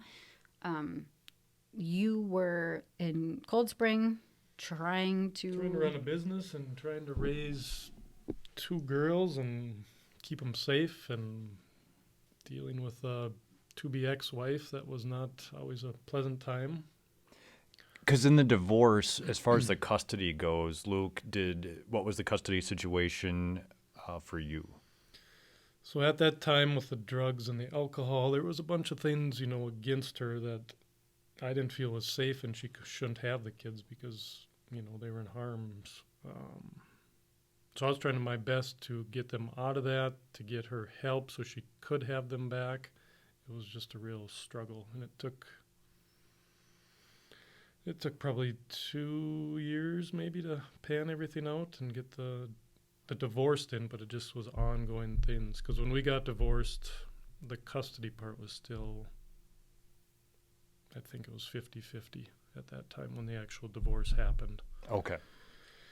And then after the divorce, things just continued to go downhill, and other stuff would come up where we'd catch wind about it, and then we'd have to go back to court and fight custody. So we did end up, I don't remember when it was. That kind of gets a little bit further right, down that's the story, couple years down the road. Yeah. So he was fighting his fight with her. They were already divorced, and so they were just trying to make things work. Like, they were doing that 50-50 and everything that they could. And Dave and I, that was probably about the time that we started the paperwork. And then in January, Dave left for that trip, and I was working on paperwork, and I was cleaning houses in Cold Spring, so I'd have to drive through. And as soon as I had that freedom of like, I'm really going to take this step and we're really going to get divorced, I was a completely different woman. I was happy. I literally felt like 500 pounds and chains and balls were off. And I was ready to live. I was ready to be Amy and not just Dave's wife and the mom to these 3 children. I was ready to find out who I was. So it was completely random. I had no thought of like, all right, let's go meet a bunch of guys and jump back into my 20s that I lost, you know. Didn't lose them, but I lived differently. I lived as a 20-year-old in my teens and, you know, thought I was an adult or whatever. But Sure. So I was driving into town early morning, radio blaring, windows open, hair blowing. I felt hot and like hot, you know. And I was driving past Lumber One in Cold Spring. I had no idea he worked there at the time, but the Lumber One was ahead of me and the road to go to his house was on the left. And I'm like, out of nowhere, I'm like, I wonder if Luke is still single. Like, I know he got divorced. I know they were split. I wonder if he's single. So I was not texting and driving. I texted, and I'm like, hey, yeah, it wasn't illegal. And I just said, hey, I'm wondering how you're doing. You know, how's it going? Whatever. And my heart like butterflies. Like, I wasn't even seeing him in person, but it was intense. And mind you, it was 14 years I was with the same man. So texting another one, like there was a lot of emotions in there. Yeah. But I hit send, and like, no crap, he texted back and he's like, life is going good. You know, how's it going for you? And I was just shocked to get it because I remember sitting at my desk at Lumber One because at that time life was just too busy, and I gave up the construction, you know, doing my own thing. So then I got a job at Lumber One, and I remember sitting to this day, just sitting on my desk bored because it was kind of a slow company that didn't do a whole lot. And my phone dinged, and I opened it up, and I was just shocked. I'm like, that smoking hot cleaning lady texted me. You know, and at that time it was kind of lonely. I was in a town that I didn't hardly know anybody, and I was shocked and I was excited. So, yeah, we started texting. I think we kind of shared stories. He shared and it was all through text. I don't think we had any phone calls. But he told me what was going on with him and some of the things that they were going through. And I said that Dave and I had made the final decision, and it was over. And, yeah, we through talking, we're like, you should come over. And it was a couple days later, he came over after the kids were in bed. So nerve-wracking. It was unlike anything. It was intense. I think by the time you got there, you were a couple beers in. I had one, but it was so, like, when we talk about it now, it was high school. We talked for hours. We sat on the couch. He was in the middle, and I was like all curled up on the other side. But we just talked. It did feel like high school. It did. I think it was like 2 a.m, 3 a.m, maybe. And I'm like, and mind you, it dates back to, I assume it does, my high school years, where I didn't know what he thought. Like, does he like me? And it was all good fun. I needed new life and a new start. And I just wanted this super hot dude to kiss me. I wanted to know that I was cute. So it was I like, was being a gentleman and waiting. yes, you were. So it was like 2 or 3 in the morning. I'm like, are you going to kiss me or not? And Like you actually said that? yeah, Oh, yeah. like I looked at him and I'm Like like, the song says. yes. And he kind of like smiled, and yeah, we kissed. Innocent, like first night 16-year-old kiss. But that was the start of where we began. Luke, what was that like for you? Like you said, oh, here's this, hot cleaning lady that's just texting me out of nowhere here. So now you guys are up, until all hours of the morning. She asks you to kiss, and obviously the relationship takes off from there. What was that like for you, kind of circling back to each of you guys having first marriages where the other person kind of was talking to other people, there was some cheating going on. So when it comes to trust, how did that get built in this relationship?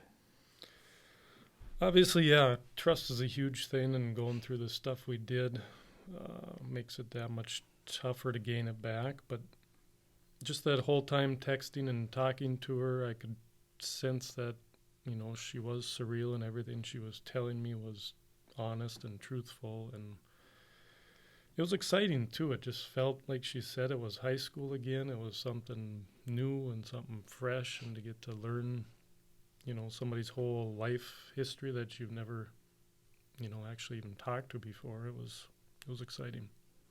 How did you guys let all the kids know that, hey, Mom, in Amy's case, Dad in Luke's case, we're seeing someone, we're dating someone? I'm sure there's a lot of people out there in situations where maybe they're divorced and they're starting to want to get back into dating, and they're not really sure, well, how do I talk to my kids about it? So how did you guys do that?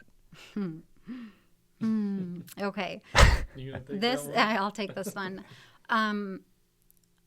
We're not going to hit on a lot of people on this one. This is going to be a specific number of people that can get something from this part of our testimony.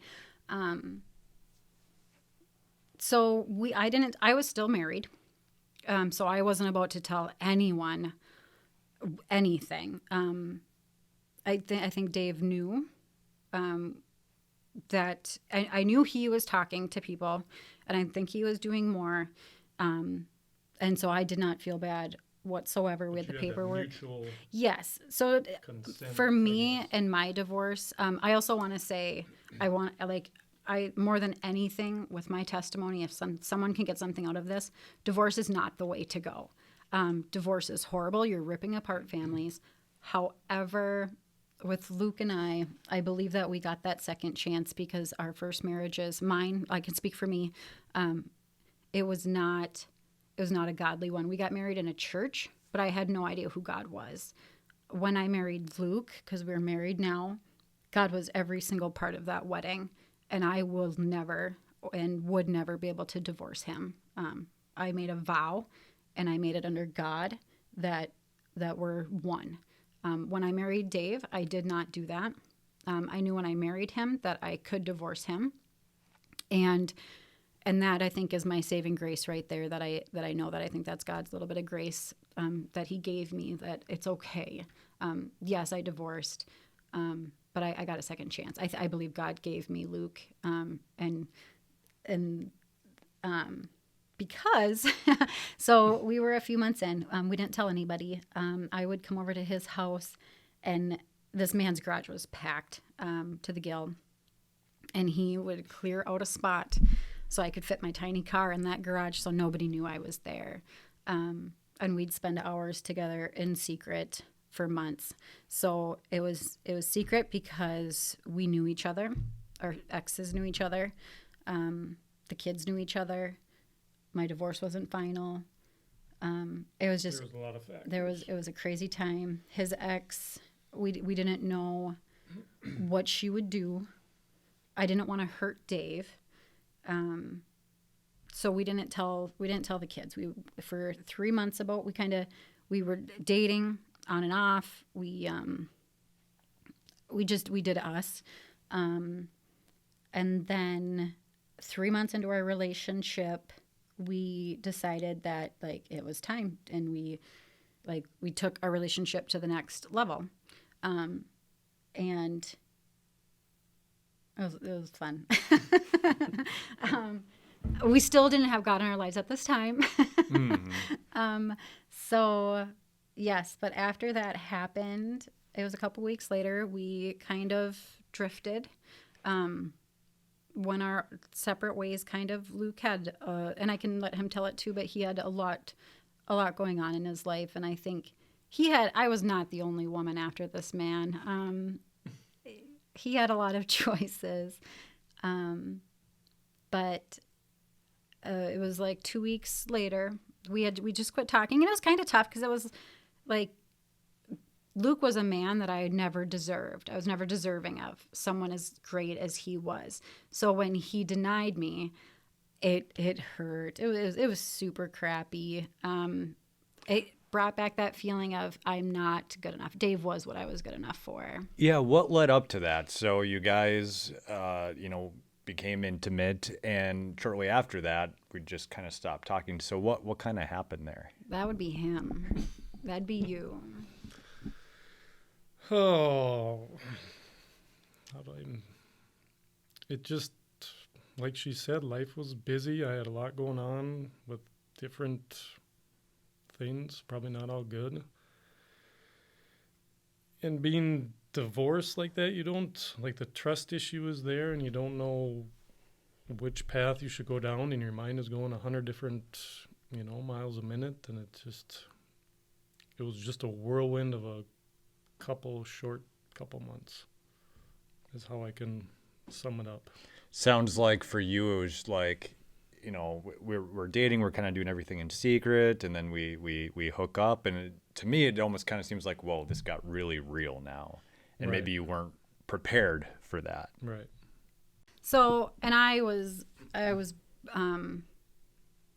broken in the way that, like, okay, now I got to start over. Like, that was super fun though. Like, the adrenaline rushed the whole time. I think he actually said at one point, now that it just came to my mind, that we were on a date to the movies, like our favorite thing to do, and I was really quiet. And he brought up later when I asked, like, why do you want to go our ways, split, or whatever you wanted to call it. And because it's not like we were dating, but it was like a 3-month courtship type thing. Like, we were hanging out, we were having a lot of fun, and then we became intimate, and then it was a date after that. And then it was like a week after that, we split or whatever. And he brought up that date. He said, you were really quiet, and I don't know. I think what was happening is you thought I was being weird or maybe pulling away or something. When in reality, like, I can remember that date. I remember that day. Like, if I'm sitting there right now, I can picture myself and I can picture my thoughts, and I wasn't talking to him. I was quiet. I was drinking my drink, and I was in heaven. Like, I was the happiest girl in the entire world. Because I got the opposite vibe. Yeah. This man, like, took me out on a date, and I was, like, not deserving of it at all. So yeah, we totally read it wrong. But so we split, and it was going to be fine. I was living with a girlfriend part-time, and she took me out. She knew how to give me a good time. Had way too many drinks. I got hit on by, like, a 20-year-old. Like, I was a MILF and a cougar. And I'm like, what is this world that I'm in? Because that was, like, the first time then since the divorce that I, like, got out. And I was hit on, and it was so awkward, but it was, like, cool at the same time. But we went home, and she was my shoulder, and she was amazing through that time. She just totally stepped in out of the blue to be my rock. And it was on Friday the 13th. I just felt funny, and I took a pregnancy test, and sure enough, I was pregnant. I wasn't even divorced yet, and I was pregnant. So now all of a sudden I had to tell my almost ex-husband that I was pregnant. And that was the last thing I wanted to do to him. Because we were best friends. And we were splitting up amicably, but we were best friends. And I knew it was going to be a blow. And as a single mom, now going to have 2 baby daddies, I couldn't have felt like a bigger piece of crap. And then I had to tell my ex-boyfriend that I was pregnant. Wow. And he was going through his divorce as well. And I knew he was, mingling with others. And like, we stopped dating for a reason. And now I had to tell him that, well, now you're tied to me forever. But there was a crazy time after that. So unless you have any other questions, I can hit on those when God started showing up. Let's get into that. Let's get into that. How did you guys work through that? So it was intense. It was so many emotions. It hurt a lot. What were your thoughts, Luke, when Amy said, "Hey, by the way, I'm pregnant and you're the dad"? What was going through your mind? It was obviously a shock, something I obviously never would have expected in a million years. But on the flip side of that, just having the short 2 or 3 months that we had together, it felt real. And the more we talked about it and sat down and really talked about our options and what life could look like, that ease, just set over a person. Yeah, we spent a ton of time talking. So I had called. I was all over the place. I said, I need to come over. I need to talk to you. And he told me no. I think he thought I was going to beg for him back. So I told him over the phone. Cause I was lost. I didn't know what to do. And he just, when you get to know Luke, he's about 3 months behind me in emotions, and he has been our entire relationship. The I love yous were 3 months later. The wanting to get married. No, I'm not. It's literally 3 months to the day. So I knew, knowing him, that this was going to take some time for him to process.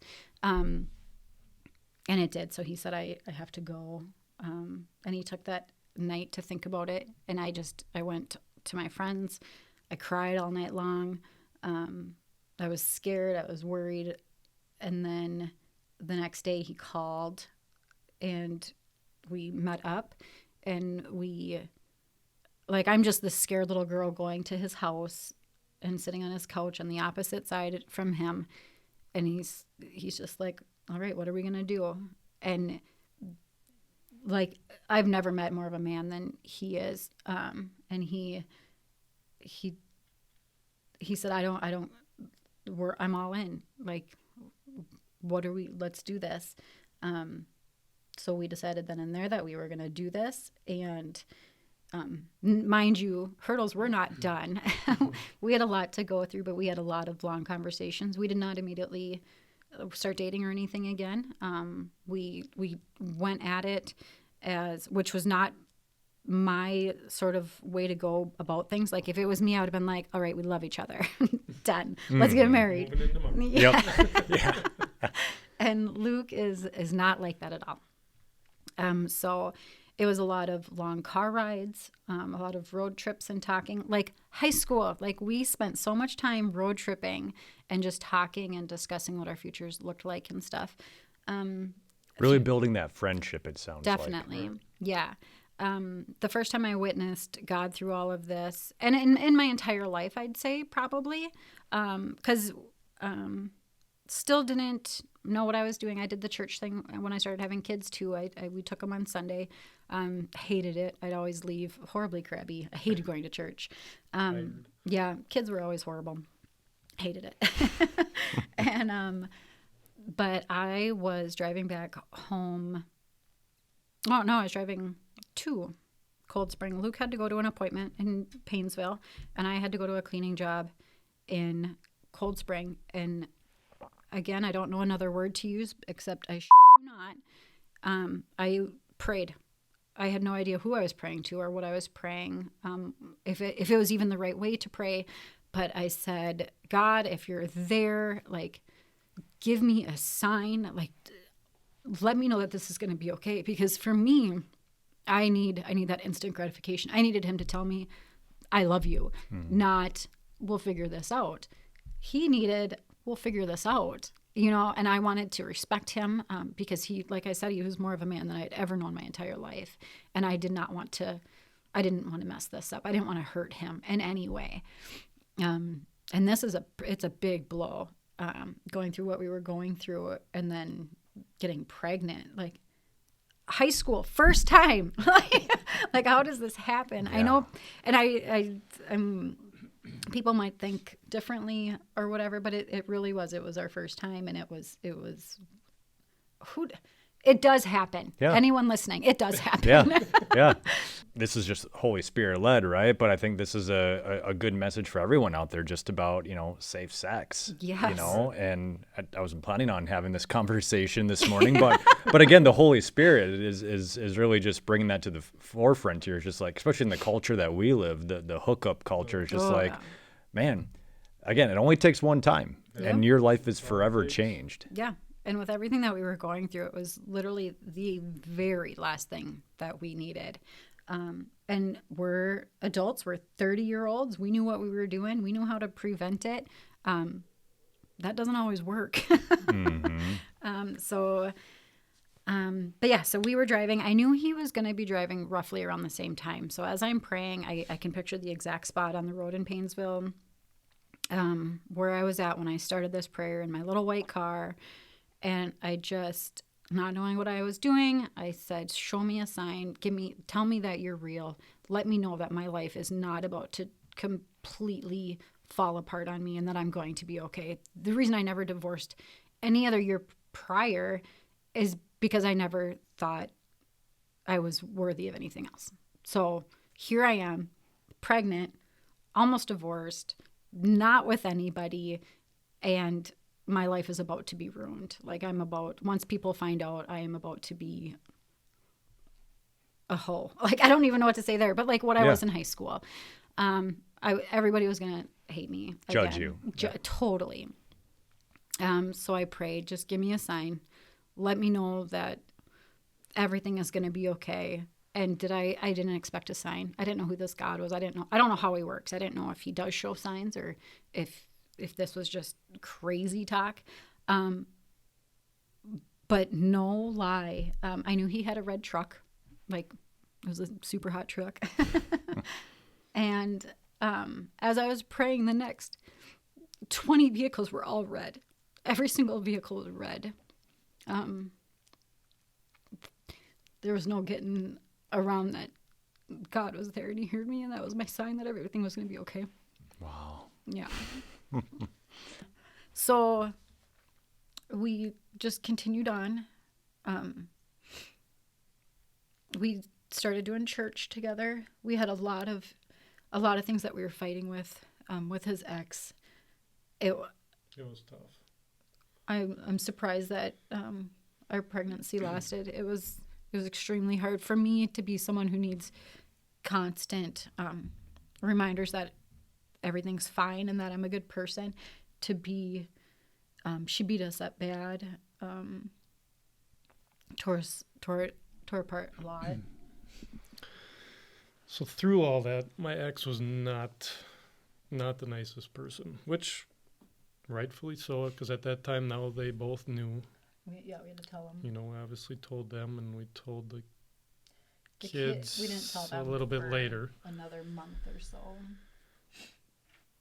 But she was doing some awful, awful things that I don't wish upon anybody. And how we made that through that, and how the baby survived, and the stress that she put us through, it was gut-wrenching. But at the end of the day, I guess I knew. She didn't know, like, the kind of person she was. So I was seeing the one side of Jess that was taken over by the drugs, whereas on the flip side of that, she is a decent, normal human being. It was just the drugs had consumed her so much and messing with her mind or whatever else the case was. It's, just took over her life. Yeah. So, like he said, I didn't know that one. So the things that I had to deal with were, it was tough because I was trying to get this man to fall in love with me. I was trying to get my ex. It turns out that, and I had found out after the divorce, because our divorce was final in May. A whole nother side of testimony, if anyone has experience, I literally went to the courthouse with Dave. We drove together. We walked into the courtroom together. We signed our paperwork together. We went out to eat afterwards, and we were divorced. So Complete opposite. complete The opposite. fight I was fighting. Yes. But I had found out then, after, that he was an alcoholic. I knew I didn't like his drinking. But there was times when I thought he was like stroking out or something on me. And it turns out for 4 years he had been a closet drinker, and I had no idea. So I was fighting my own fight with that. He was going through a lot, finding out, I mean, he should have had time to be able to heal from the divorce, and he didn't. He was thrown right into our situation, as was Jess. So it was sad, but so I all of a sudden had to deal with him and drinking, which I had told him I would never stand for, because after what I had to do, what I was put through with my dad and his drinking, now all of a sudden I realized full blown that my children were going to be dealing with it as well, and that killed me. Yeah.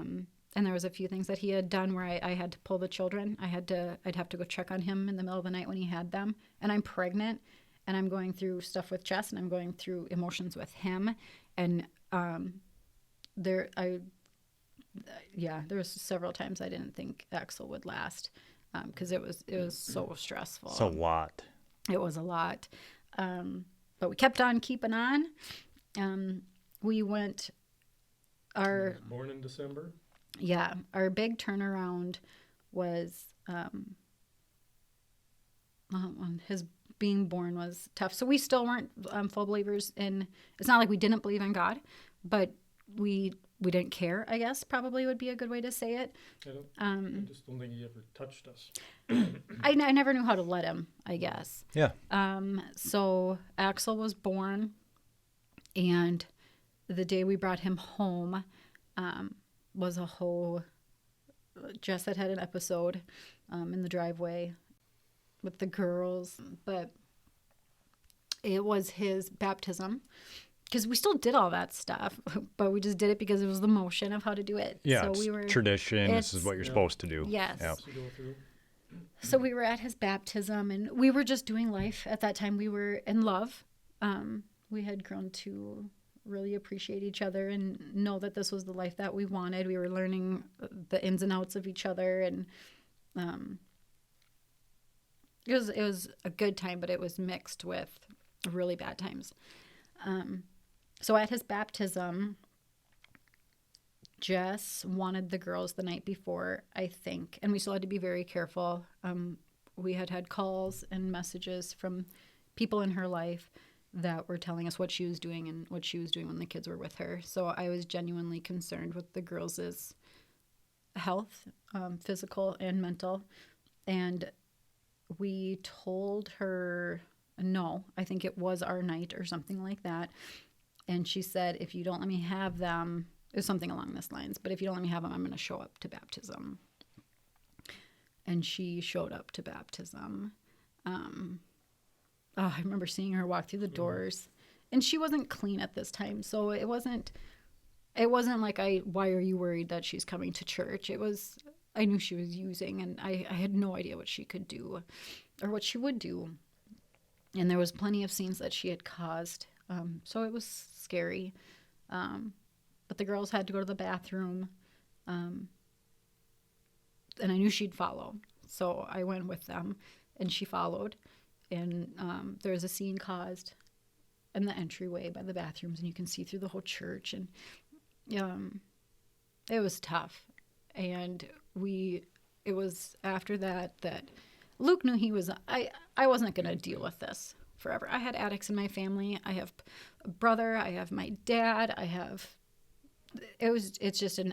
I never wanted to be involved with it. I chose to leave those places for a reason. And then if I kept him and the man that he is, like, he wanted the best for her. This was the girls' mom. Like, he couldn't just not. But I knew how to walk away from family.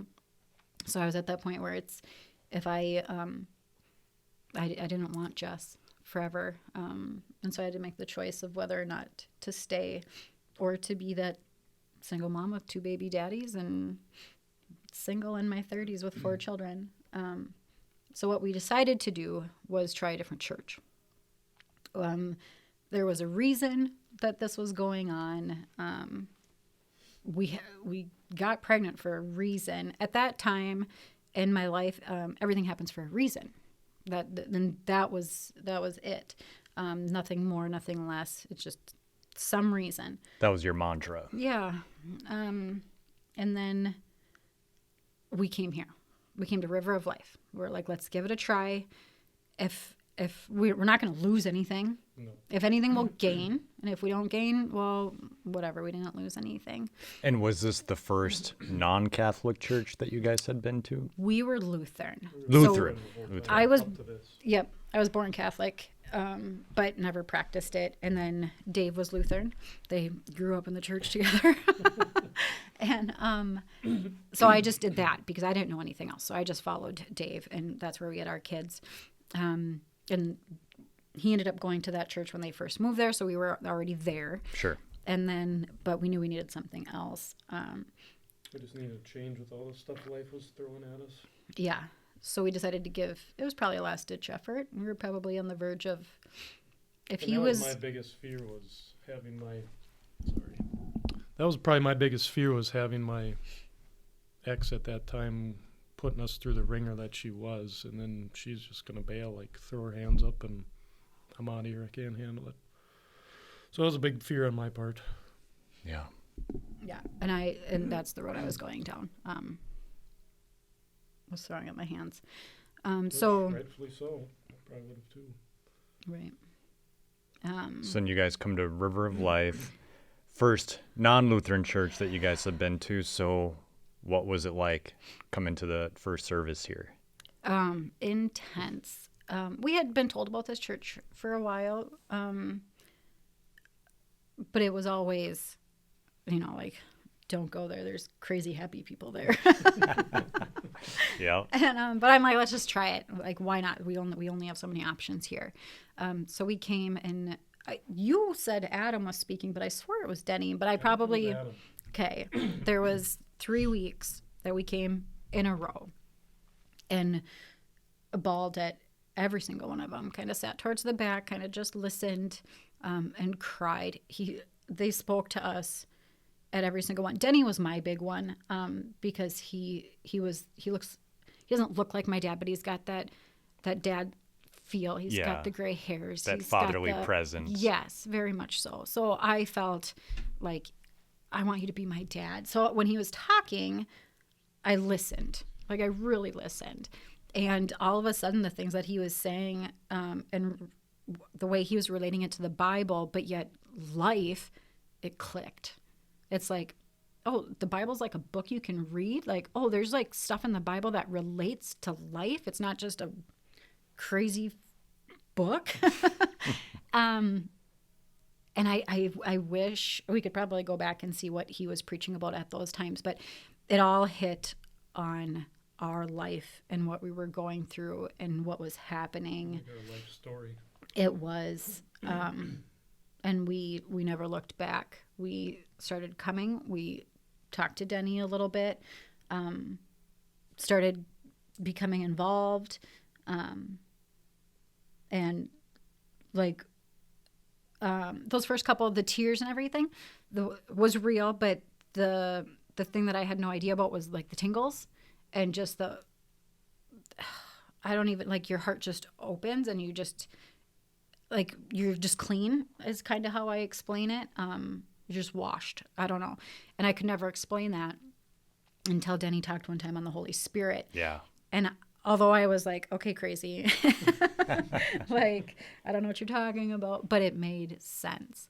And as soon as I was able to take all that in, the Holy Spirit he's been with me since the day I walked through this door and opened my eyes to everything.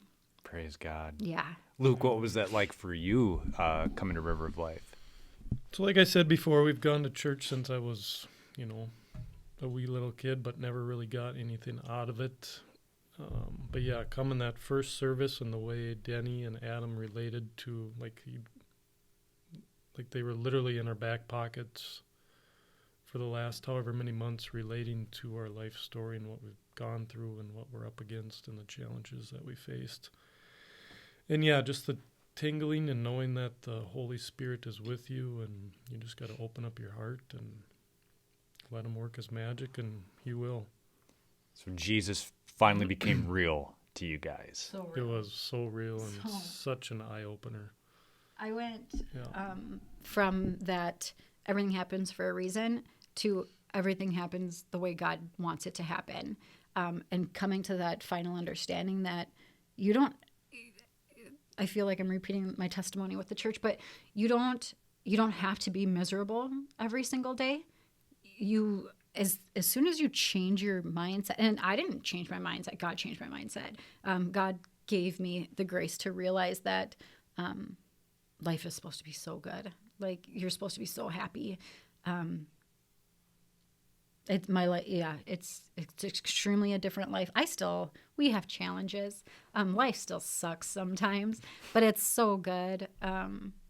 It's so good. I wouldn't give up any day. I've been able to, forgiveness was a big thing with all of this. When we decided that we are going to love each other forever, I needed to decide that I was going to take Jess forever. And that was extremely hard. I'm not a forgiving person. I can hold a grudge like no other.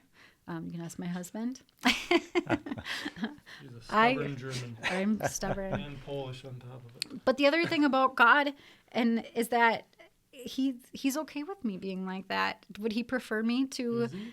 He gives me grace. He's working on you, right? He is, and he allows me to see that. If you would have told me that I was stubborn before, I would have told you to shove it, like whatever. But now it's like, oh, I see that. I need to work on that. Yeah, and that's God, right? It's only God that can really open up your heart and your mind to kind of see that, oh yeah, I have a flaw, but just because I have a flaw doesn't mean I'm a horrible person and that I need to hide and shame. It just means that, I just need you to fix me, Jesus. Yes. I need to let you Help in me. and help me. And, speaking of help, obviously the Holy Spirit is the ultimate helper. Jesus is the ultimate help. But the role that the church played in your guys' relationship, and I'm not even saying church in the sense of, this building, although I know it's been a blessing to you guys. I'm talking about just the people, the body of Christ, right? It sounds like that played a huge role in your guys' marriage and in your guys' faith journey as well, because here's you guys coming to church with all these kids. You guys weren't married at the time, right? But living together and doing life together. And I think that there was probably some quote unquote Christians that if they would have found that out, they would have like, well, you're not welcome here. Right? Like, that's not how you're supposed to live. And they would judge you. They would shame you. They condemn you. They would do all this stuff. And it sounds like instead of that, you guys just received love. You received grace. You received just an open invitation to come as you are. None of us are perfect here. It was insane. For our wedding, I invited family first. Although, family life's tumultuous. It's different. It's not normal. But above all else, you want your family there, right? We had the best wedding ever. But it was small. Let's pause it right there. At what point did you guys start talking about marriage? Luke, at what point did you pop the question that yes, we're gonna actually commit our lives to each other? So like she said before, she's always, 3 months ahead of me? Yes. So that would have been, when did I go to Africa? Well, when we started to come to the church, it was like September, okay? And it was about a month after we started coming, Denny started talking about missions. And I knew a family in Dave's family who moved, found a church, became missionaries, uprooted their life, and moved away. And I'm like, crazy, crazy, crazy. Like, you guys are batshit crazy. Like, what are you doing? But from the outsider's perspective, I had no idea what was going on. And then all of a sudden, Denny started talking about missions, and it was to build in South Africa a Bible college. Mind you, we are 3 weeks into our faith. All we know is that there is a God, and there is something greater than us and what we're going through. And that, so he started talking about this, and I looked at Luke, and I'm like, you're a carpenter. Like, this is you. And if you ever speak with Luke, you're gonna be able to get that. It's his purpose that, and that's something new that we realize now, that God's got a purpose for everyone. I had no idea that was a thing, but it is so true. And talking with Luke, it's amazing to see his purpose come through. But so I look at him, I'm like, you're gonna do a missions trip, like. Oh my goodness. We were still just in the lovey stage. Axel was a baby. We weren't engaged. We weren't married. Although I wanted to be, because mind you, yeah, I was a mom, and I was supposed to be a wife, and I knew I was never going to let go of that. And as I was getting to know God, I was getting to know that it was his purpose for me as well. But yes, so then we were talking about it. Go ahead. I'm done. Your turn. So yeah, she was pushing the marriage thing, and obviously it crossed my mind a few times. But that trust issue was huge. Being through the ringer one time, and yeah, you didn't know if you wanted to be ever wanting to do it again. I was kind of on the fence, and then so we went to South Africa on the missions trip, and I just prayed about it and prayed some more, and just that overall experience over there was something like no other. So if you ever get a chance to go on a missions trip, I highly recommend it. But I just continued to pray about it and listen to Jock and some of the stuff he had to say about different things in life. And so coming home, then I knew that I wanted to marry her and ask her. So how'd you do that? So we were there in March, right before COVID. We luckily got to come home, and then it had been the following summer, we went on a vacation to North Carolina to see her brother, and we left the kids at the VRBO and walked down to the beach, and that's where I asked her. As the waves were 20-foot waves crashing on shore, we were sitting on the steps going down to the ocean, and yeah, it was crazy. It was like 10, 11 o'clock at night. It was dark. We were going to walk the beach, all romantic, and no children. At this time, we had all 6 children full-time. Dave still got the Johnsons, but we had Addie and Cora full-time. So it was a busy time in our lives with all of them. And when you took off to South Africa, I had all 6. But yeah, when we couldn't walk the beach. We were sitting on this thing. The pier. Yeah. Well, it doesn't go out. It's just the steps, but it's huge. But the waves were crashing. When you're there during the day, there was like 30, 40 feet of sand. And all of a sudden we go this night, and these waves are crashing into the steps. They're crashing into the sandbags. And literally, if we would have taken one wrong step, we would have died.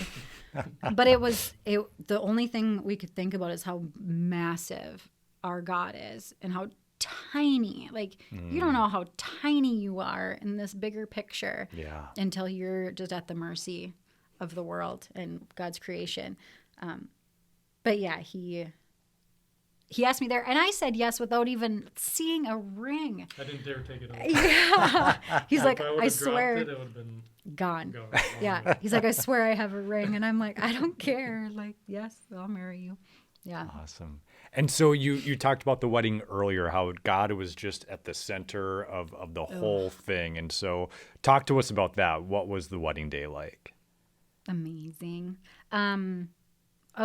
I'll just to back up a little bit in case anybody can relate to it if you want, is I had always spent my life with my children as well, wondering when they were going to start dating. When are they going to lose their virginity? What is their teen years are they going to be popular? So I spent a lot of time not a lot of time, but as a mom, I wondered those things.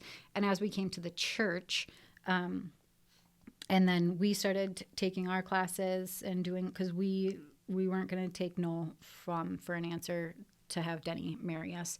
We did know that there are certain circumstances. We are divorced. It's not like it's something we're proud of, but it is our life and it is our story. And it's amazing that we had the opportunity to have that past life, because I believe more than anything that Luke and I we love each other better because of our past circumstance, because of our past. And that's an extreme blessing to be able to know that. But we decided to abstain our last month, like old school stuff. Like, who does this? Like, he had to move out, and like More than a month, wasn't it? I don't remember. It felt like 10 years, but it was insane, and it was something I even going up to that point. I'm like, nobody does this. Like, how is this even cool? This isn't even cool.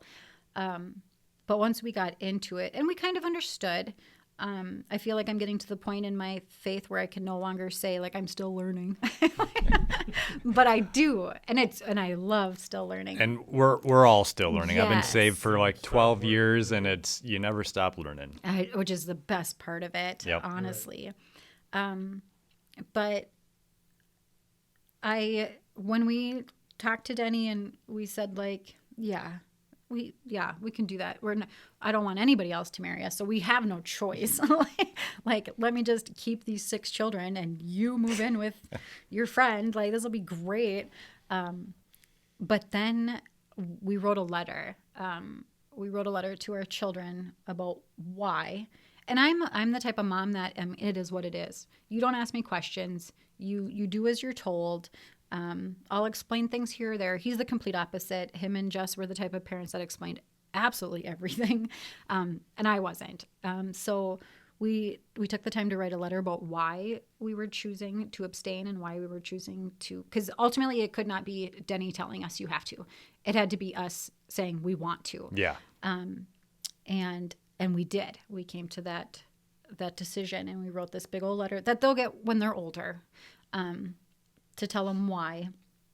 But it was a blessing. Like, Denny did it for us, but God was doing it for my children, because I all of a sudden got to look at it, and no longer was I looking at Connor like, oh, is he gonna, meet a girl and be the popular kid, or is he gonna be a loser that never loses his virginity? Which, how crazy to think that way, like you're a loser if you don't. But it was my world. Yeah, it's the worldly way of looking at things, right?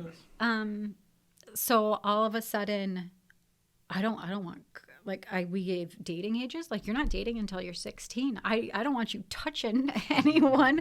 And it feels so, I don't feel like that crazy Christian, because that was the crazy Christian that thought like that back in the day, But now we have values for our children, and we have values for ourselves, and we have expectations, and we know they're going to still choose their path, but God gave us that grace that, you guys did it different, but let's start it over. Let's do it over right now. And we did it over. Being raised in a church like this is going to be leaps and bounds above what we had, because they love coming here every week, every Wednesday. They love it. Yeah. So. Yeah.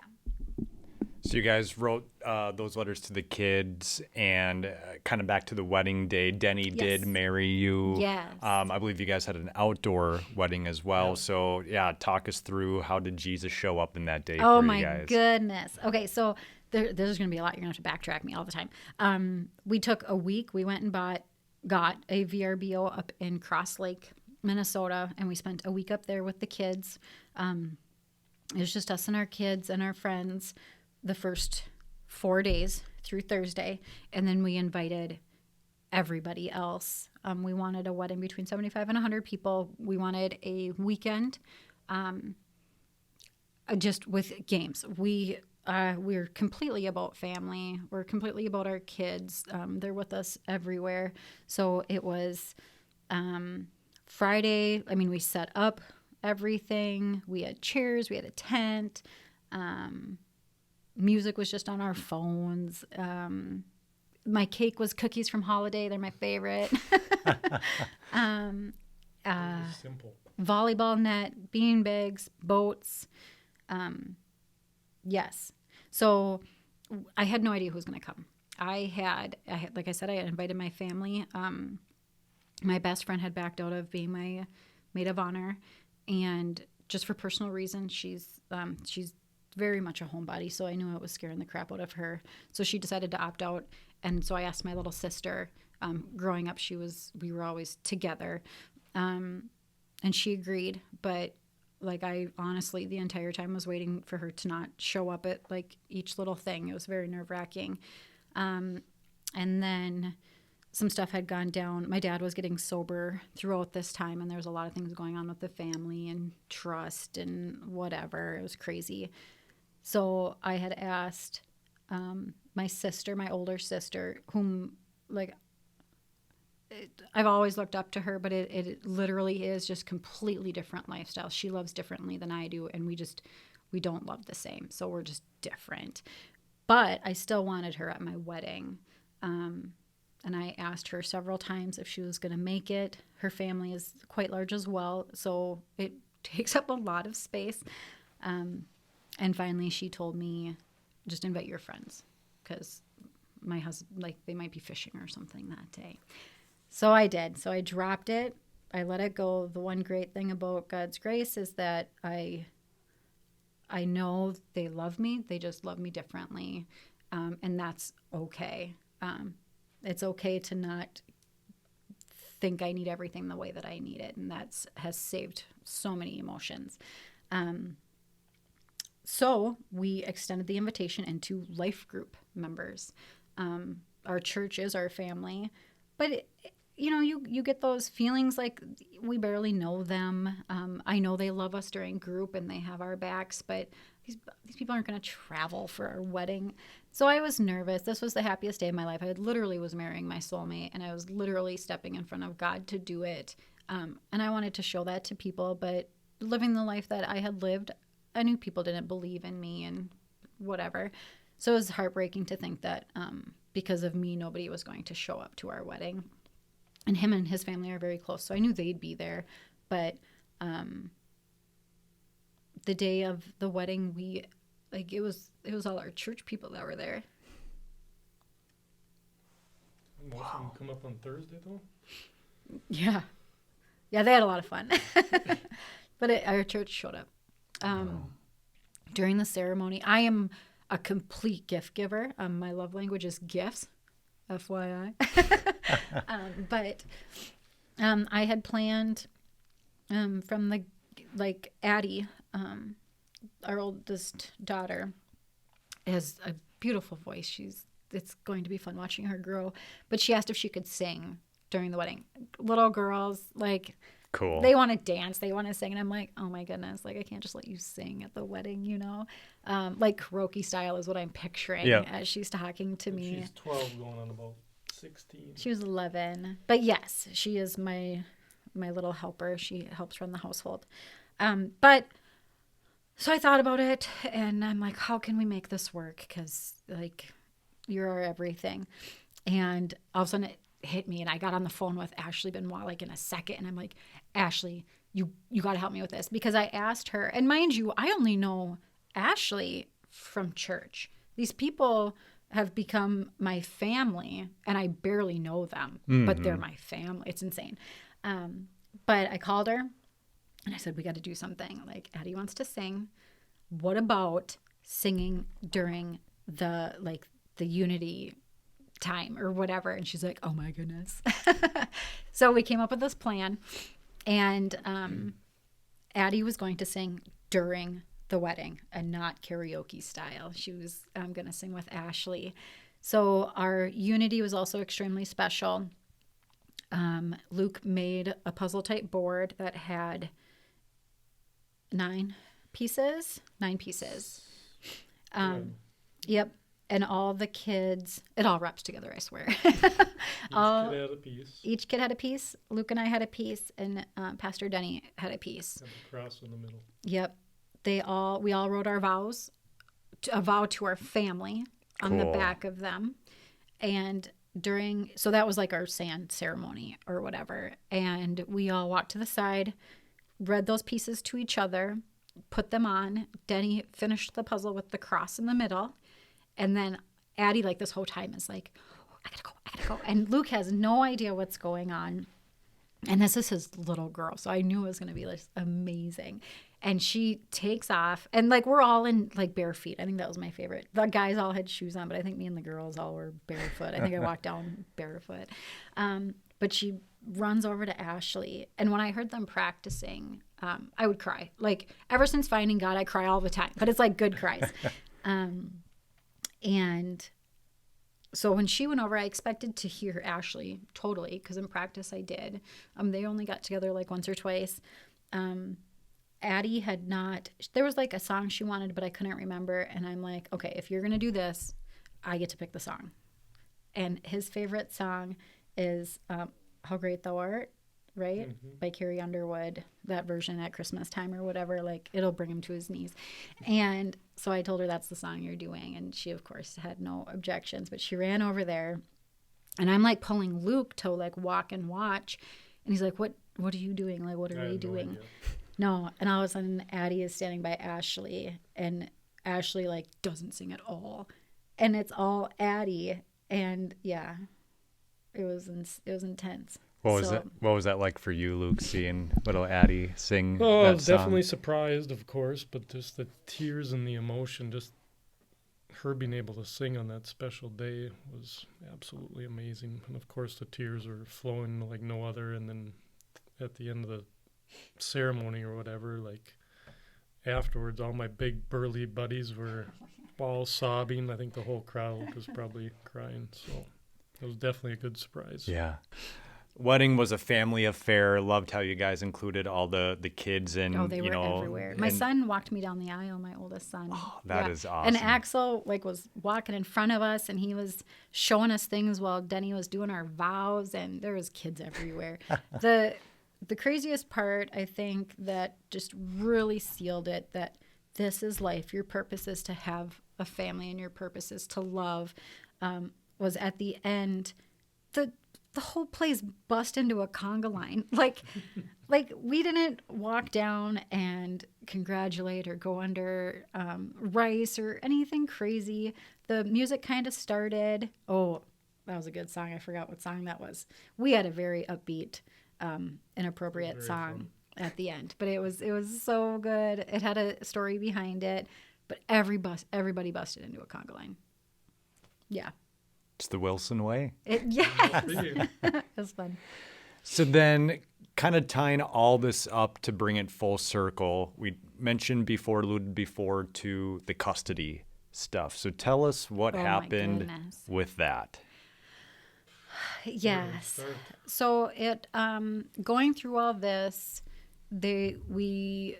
while Jess was still using, we were able to get it so that Luke had full custody, full all legal rights, all physical rights. Jess had nothing. We were writing down everything. We were not. The hard part for Jess was to see that she thought we were hurting her. We were doing it because we wanted to be better, or we wanted to be better than her, better parents or whatever. So she was seeing it that way, where we were seeing it that I don't want our children to be abused. I don't want them to lose their life or their innocence because you need a hit. It was very scary. So they did mediation. I was not able to be involved with any of it because we weren't married. And so he had to do it on his own. And coming in, Luke was very, he just wanted peace. He was a man that just wanted peace. And I was a woman who wanted right. So that's what it took. It did. If I yes, open her eyes to. Yes. So I said, if you keep giving her money, if you keep giving her what she wants, she will never change. Nothing will ever change. Like, I know this. And so I pretty much had to put my foot down with him. If you're going to keep supporting her and her habits and putting the girls through this stuff, like, I'm leaving. Like, I can't do it. I did it my whole life, and I'm not going to continue. I walked away from my own family. I am not going to sit here for yours. And so he did the mediation. He went by himself. I was extremely worried about what the outcome was going to be, but he held his own. He proved his points, and her custody was removed, and she was sent to a treatment, an inpatient, and she was not allowed to talk to the girls until she completed that treatment. Fast forward like 6 months or so, it was tough, but it was the best 6 months of our lives. We didn't have to deal with phone calls and screaming and swearing that the girls would hear and have to listen to. The girls would ask here and there, but being the type of person that I am, I think helped, because I'm not an explainer. It is what it is. Your mom's going to call. She loves you, and she'll call when she's better, and when she's not so mean, and she did. And then there was just a little bit of fighting and after she finished her program, there's a little bit of rough stuff going on there, but it was about a full year later, she had to start on a plan. And mind you, she has said multiple times, she speaks with her past probation officer a lot, and nobody has ever seen anything like this. We are a rare case, I believe. And I believe that it's that way because Luke never gave up on her. He was never going to take his children away from their mother, and I never wanted to either. I wanted the girls to love me, but I wanted them to love me like equally. We're not step. I hate that word. I know it does work with some families very well, and they love it. But for us, I am not their stepmom. I am their mom. Luke is not their stepdad. He is their dad. So the kids agree. We got extremely blessed with blending so early. But something just clicked, and we've talked a few times. And she had said she just had to let go. Did she want to see her kids once a week? Did she want to do she had a step program. It was visitation for 3 months. It was a 2-year program before she'd get the kids back to 50-50. And there was a lot of trust to gain. But all of a sudden, one day, she just did it. And for me, it was like, this ain't real. This is her faking it until she makes it. And it's going to be horrible. And Luke, how many? It's like I'm naming off my children. Right.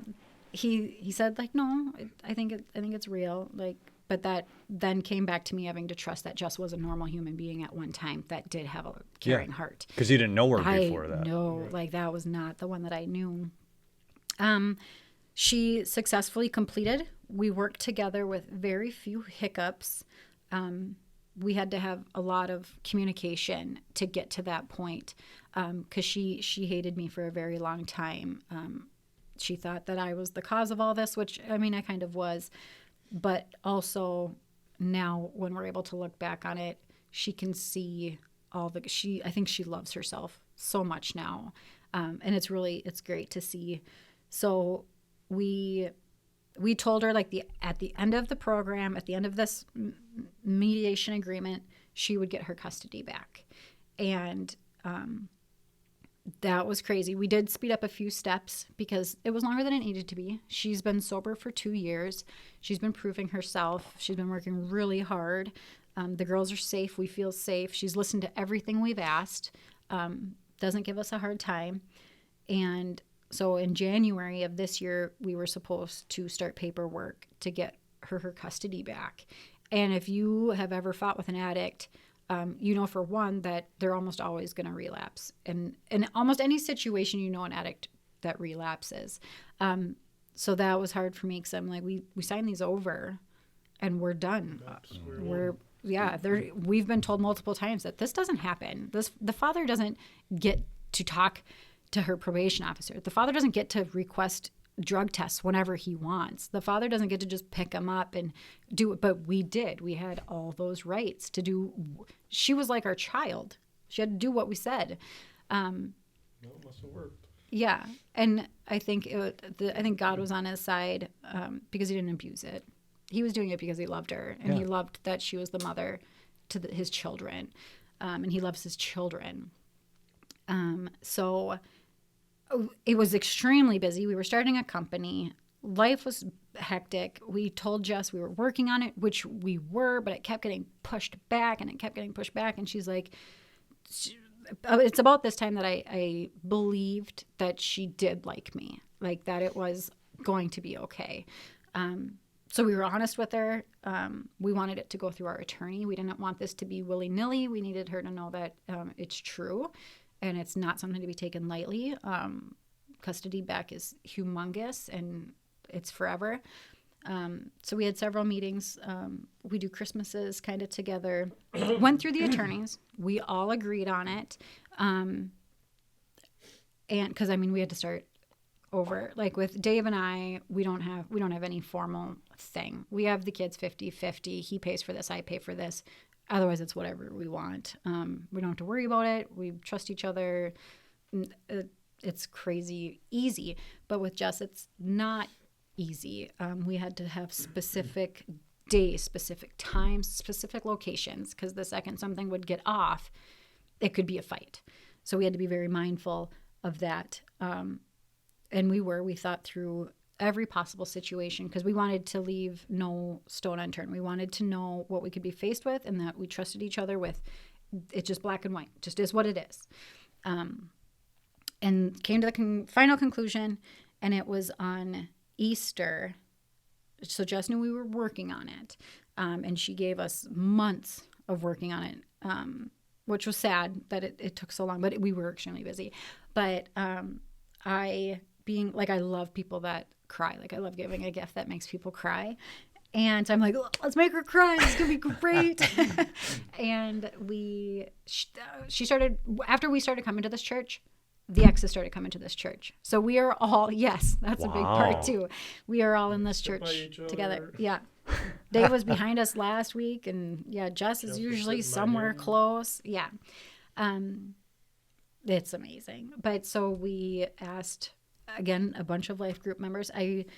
We're not too involved in her life where she lives, but I know certain people that she knows. So I reached out to them, and I said, I need you guys here.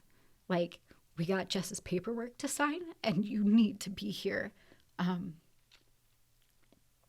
we reached out to our friends. And on Easter Sunday, Of all Sundays, we had it all planned. Like, she was sitting behind us. She was just sitting like right behind us, and her friend was with her, and they were getting her sponsor was here. Her boss, who had a lot to do with her sobriety, was here. And now she works at the same place she got help. Yeah. Oh, wow. Yeah, good for her. yeah. Shout out to Jess for putting in the work. Right. Oh yeah, she's had a lot of work. But it was packed back here. We had a whole bunch of people. We had the papers Ashley notarized for us, so she was waiting back here. And Jess walked through and saw, with her friend, and saw all these people, and immediately she had no idea what was going on. No idea. And it was extremely powerful, and it was amazing. And she signed her paperwork to get custody back of her girls. Wow. Only God. Yeah. Oh, yeah. There's another twist, though. Not all the paperwork was signed that day. So she actually did not get them back on Easter. But with that God man, she signed the final paperwork on Mother's Day. Oh, that's even better. Yeah, it was pretty cool. Yeah. Man. Like you said, this doesn't happen. Your guys' story, like in general, doesn't happen, let alone the relationship with the exes and the custody and everything. Like, again, only God could have done what he's done through your guys' story. It is so mind-blowing. I work as a marriage and family therapist. I don't see this happen. I've never seen this happen. You guys, I've never met anybody. yeah, you guys are like an anomaly, but man, it to me, it all started with you guys just surrendering over to Christ and just saying, hey, your will be done, not ours, your will be done. And that's the way it should be, right? As Christians, that we need to be living how God wants us to be living and doing what he wants us to do and just being obedient to it instead of being like, nah, I think I'll just do it this way. Yeah. Your guys' obedience has just shown so many breakthroughs and making the impossible possible. And I think another thing that stands out to me throughout your guys' story is the word grace.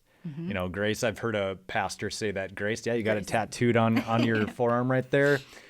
Very fitting, very perfect for you and for the marriage. I heard a pastor say that grace is undeserved love and the power to transform.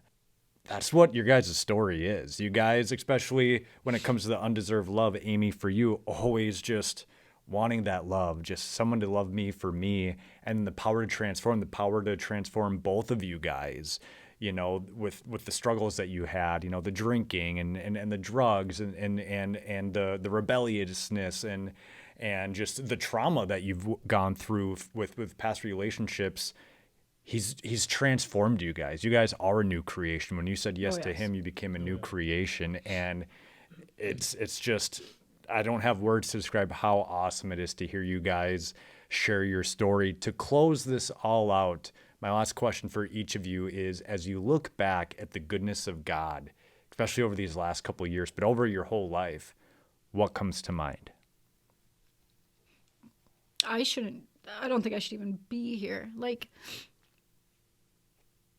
God's grace, I'm able to look back now and see that God has had me when I was a teenager, when I was going through all those years of marriage. Like, he was just waiting. He was just in the back seat. He just knew I wasn't there. I believe fully that he gave me.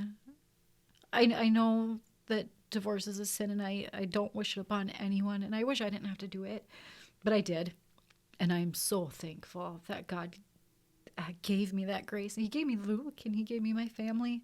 He gave me everything that I deserved, that I don't believe I did deserve, and I still learn every single day that I am deserving of it. Thankfully, the Beatitudes that Pastor Denny has been going through tell me every weekend that I am good enough for it, and I am deserving of it. All that glory goes to God.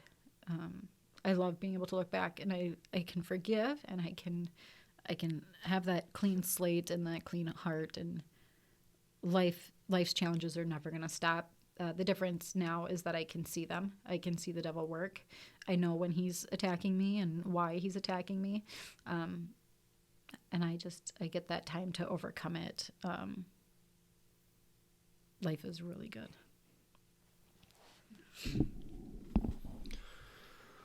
I think the biggest challenge is just opening up your heart and just surrendering to him. And until you truly do that, I don't think you see every positive thing that he has planned for your life. But it's a challenge because it obviously doesn't happen overnight, and it's comes back to that trust thing. But I think that's a big hurdle to get over, is trusting his plan for you, trusting his problems and whatever life is throwing at you, that he's got your back and everything will be okay. Yeah, it reminds me of the verse in Romans 8:28, and we know that in all things God works for the good of those who love him, who have been called according to his purpose. And that's you guys, right? Like, he's worked throughout every detail of your life, and he knew that eventually you guys would love him. And now he knows that you guys will continue to love him. And as much as he's done in you guys right now, I strongly believe he's just going to keep doing more. Oh, yes. I see you guys speaking at like marriage conferences and, just being mentors to people that are trying to blend their families together. Like, you guys are a power couple, and God is going to use you in ways that you never would have ever possibly imagined or dreamed of. And it's been an honor to sit with you guys here and to just hear your story. Thank you for being gracious with your time. And I'm excited for people to listen to this. You guys are awesome. Thank you for Thanks having for us. having us. It's been fun.